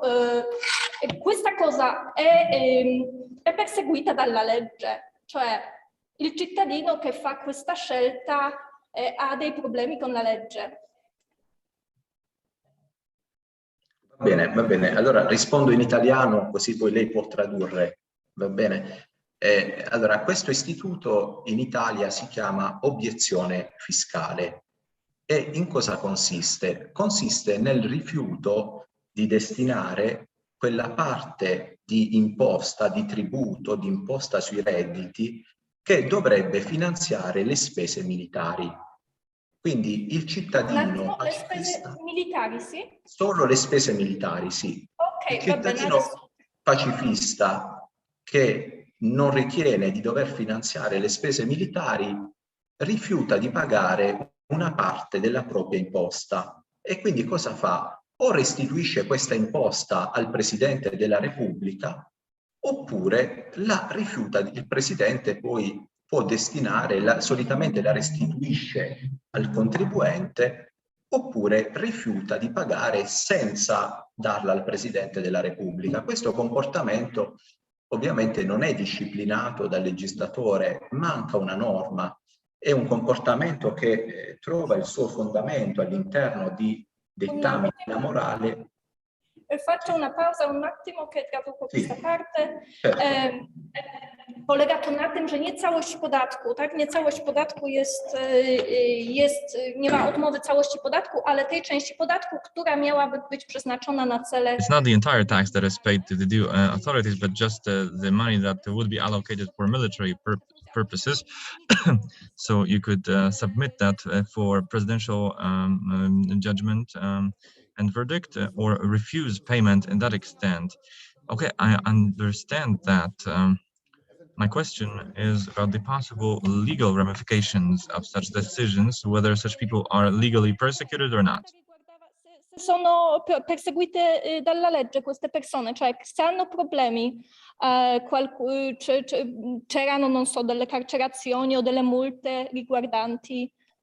Sì, certamente sì, perché è una condotta ovviamente di evasione, no? Il soggetto in sostanza non ottempera come dovrebbe all'obbligo fiscale e quindi anche se la sua scelta è fondata sulla morale e quindi su una decisione che si fonda su una scelta etica, però dal punto di vista giuridico ovviamente viene meno ad un obbligo che è quello di corrispondere il tributo. e dunque può essere perseguito con delle sanzioni che possono essere di natura amministrativa o nei casi più gravi anche di natura penale. Oczywiście tak, mimo że podstawy So są... yes, and despite these legal grounds that the citizen shares or believes in, he or she might be penalized financially or otherwise. Thank you, grazie mille. And now, if I may transition towards Professor Szczerbowski.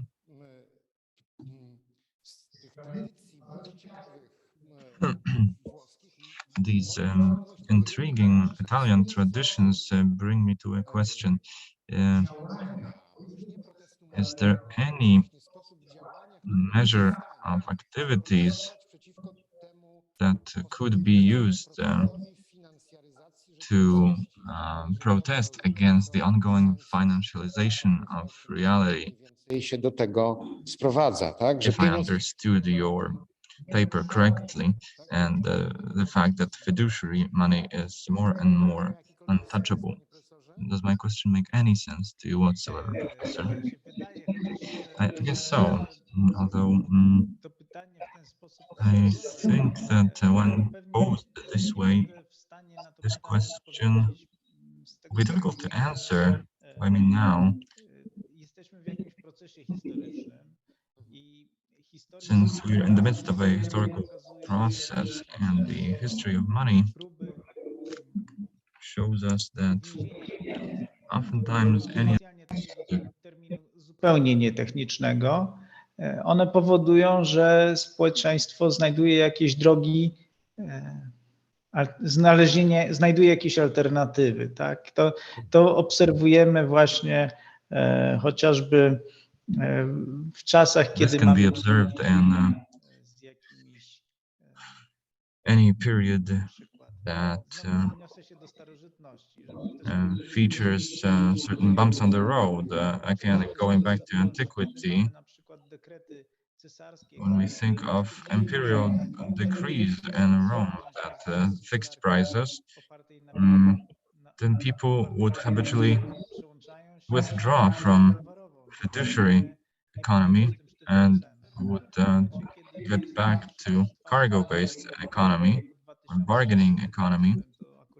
And when you think of 2008 and the United States, where financial instruments were sold that brought huge risks and involved many people losing their life savings.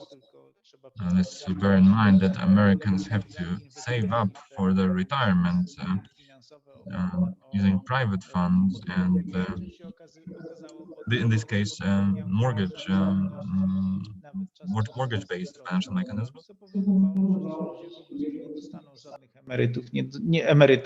This risky means of investment caused many to lose all sorts of welfare benefits that were in store for them.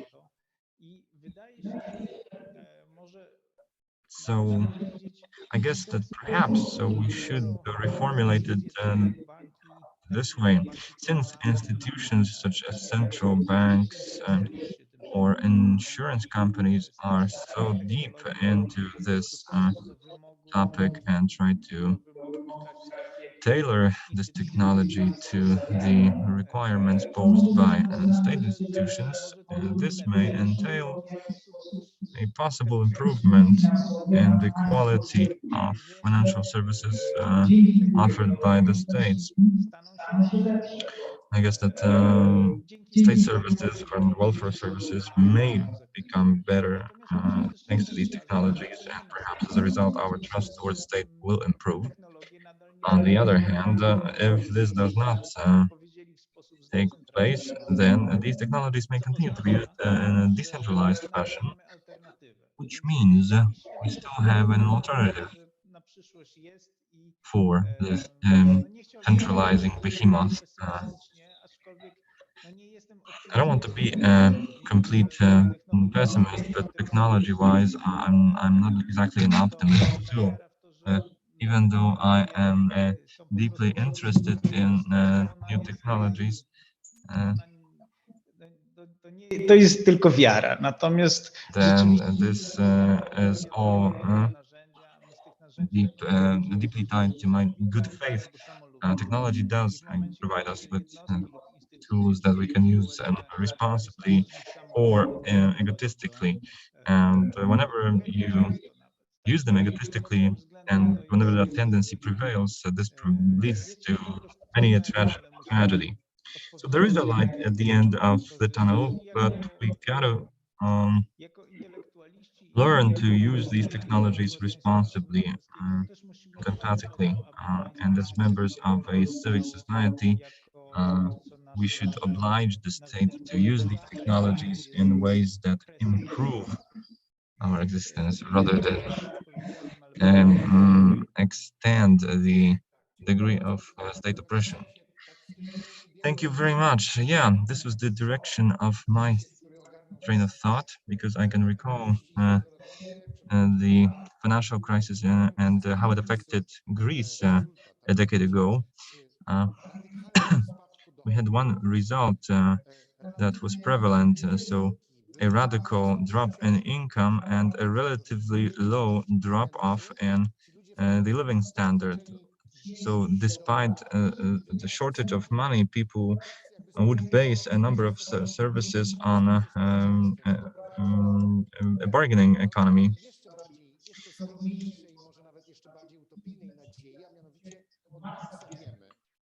And this again brings us back to Marx and our knowledge of the fact that money is not only a means of financial or exchange or payment, but also a measure and an end goal, prestige-wise. So an alternative to state-controlled money or alternative currencies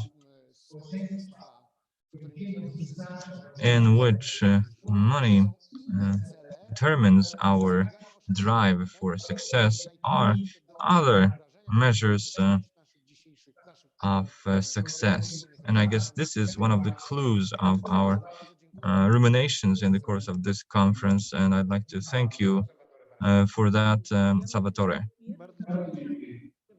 And I'd like to thank you, Jacek, Jakub, for your contributions too. I will humbly admit that this is not my area of expertise.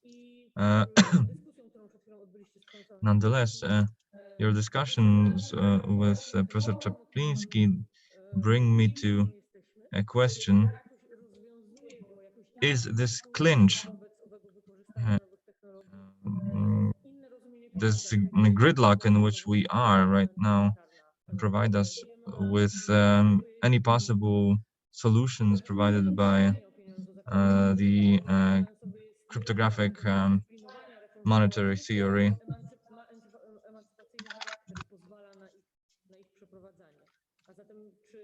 So, does this lie in the scope of your interest? That's the question to Jakub, I believe. I must admit that I haven't tackled this topic directly. I've only made some basic observations, but I'm a layman in this respect myself. But I guess that what we deal with at present is very intriguing with respect to what is observable from afar.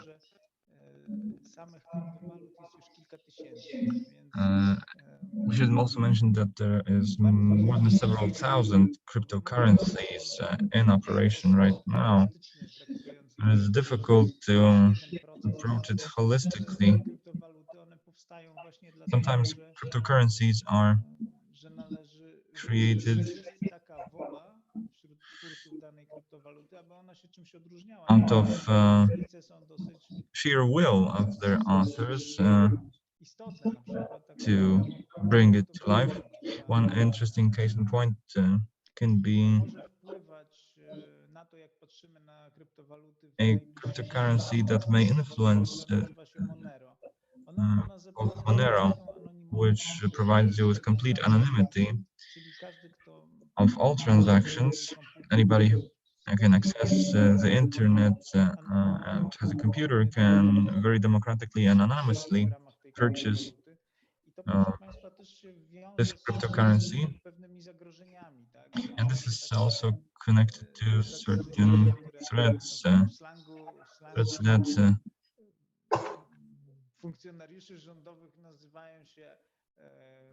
of state would refer to as laundering or financing terrorism and other crimes, perhaps not so serious. We can also talk about sale of illegal substances or human trafficking, which are also a source of human drama. I believe that the ongoing revolution is multifaceted, and it's hard to take a single perspective only. I believe that we have come to the end of our conference. I pass the microphone to Przemysław Czapliński. Thank you so much, Dr. Bednarek, for moderating the last panel. I would like to thank both speakers for delivering their papers at the conference. It is then that money makes the world go around, but we cannot say that there's still some hope for us, a chance. I cannot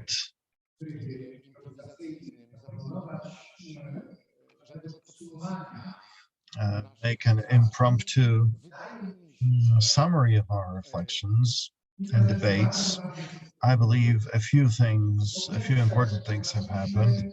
First of all, we have observed, and this was in fact the important objective of this conference, we could observe which categories, which terms, definitions are ill-fitting the current situation.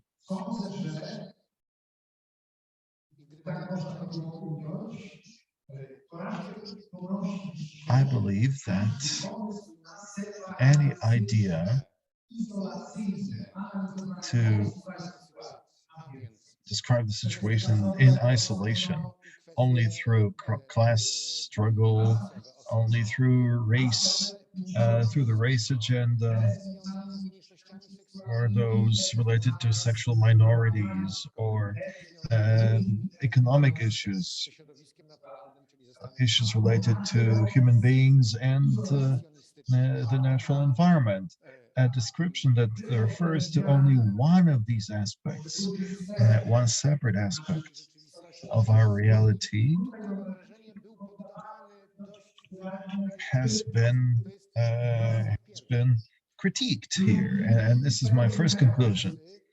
And as a follow-up to that, we are desperately looking for linkages that could join not only individual disciplines like sociology, economics, political science, culture science, theater studies, and so on and so forth,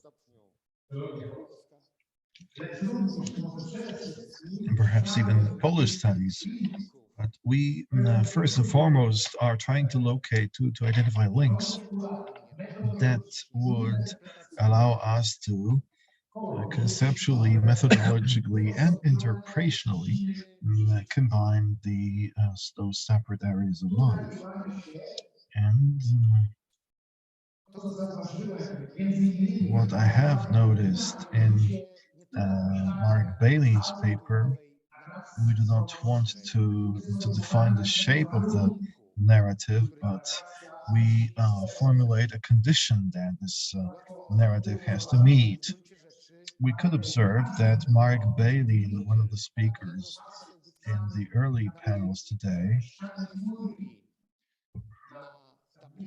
one of the slogans on the Wall of Fury was share and unite, divide and unite. This was also the underlying objective of Marek Beylin's paper. You need to overcome the separateness of those different issues.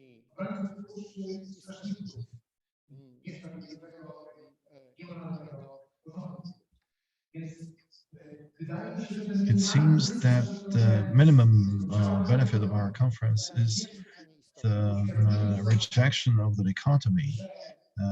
We have realized that our divisions, redistribution and recognition, civil rights and social rights, issues of sexual minorities and women, right wing versus left wing, have been overcome. This is a full of dichotomies that we could announce here. Second of all, we know more or less what we are seeking. We look for linkages, for nodes of this network, and thirdly,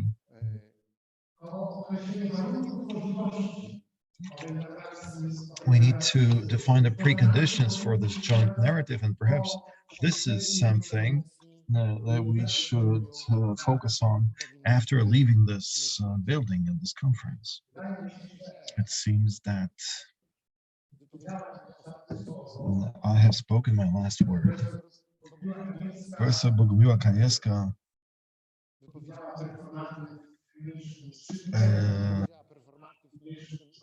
declared the conference open 3 days ago, and I am left to the sad, if honorable obligation to declare the conference closed. I would like to thank Staszek Bitko and his team.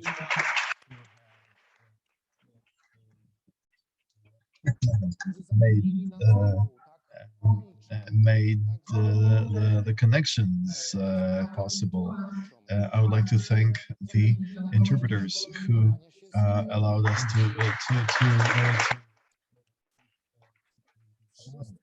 and I would like to thank all of you who have delivered their papers and asked questions during the conference, either live here or online. I'm thankful to all of you who have stayed with us in this room till the very end. I'm really thankful to all of you, and well, I declare the conference Rebellious People closed. And now it's time for lunch.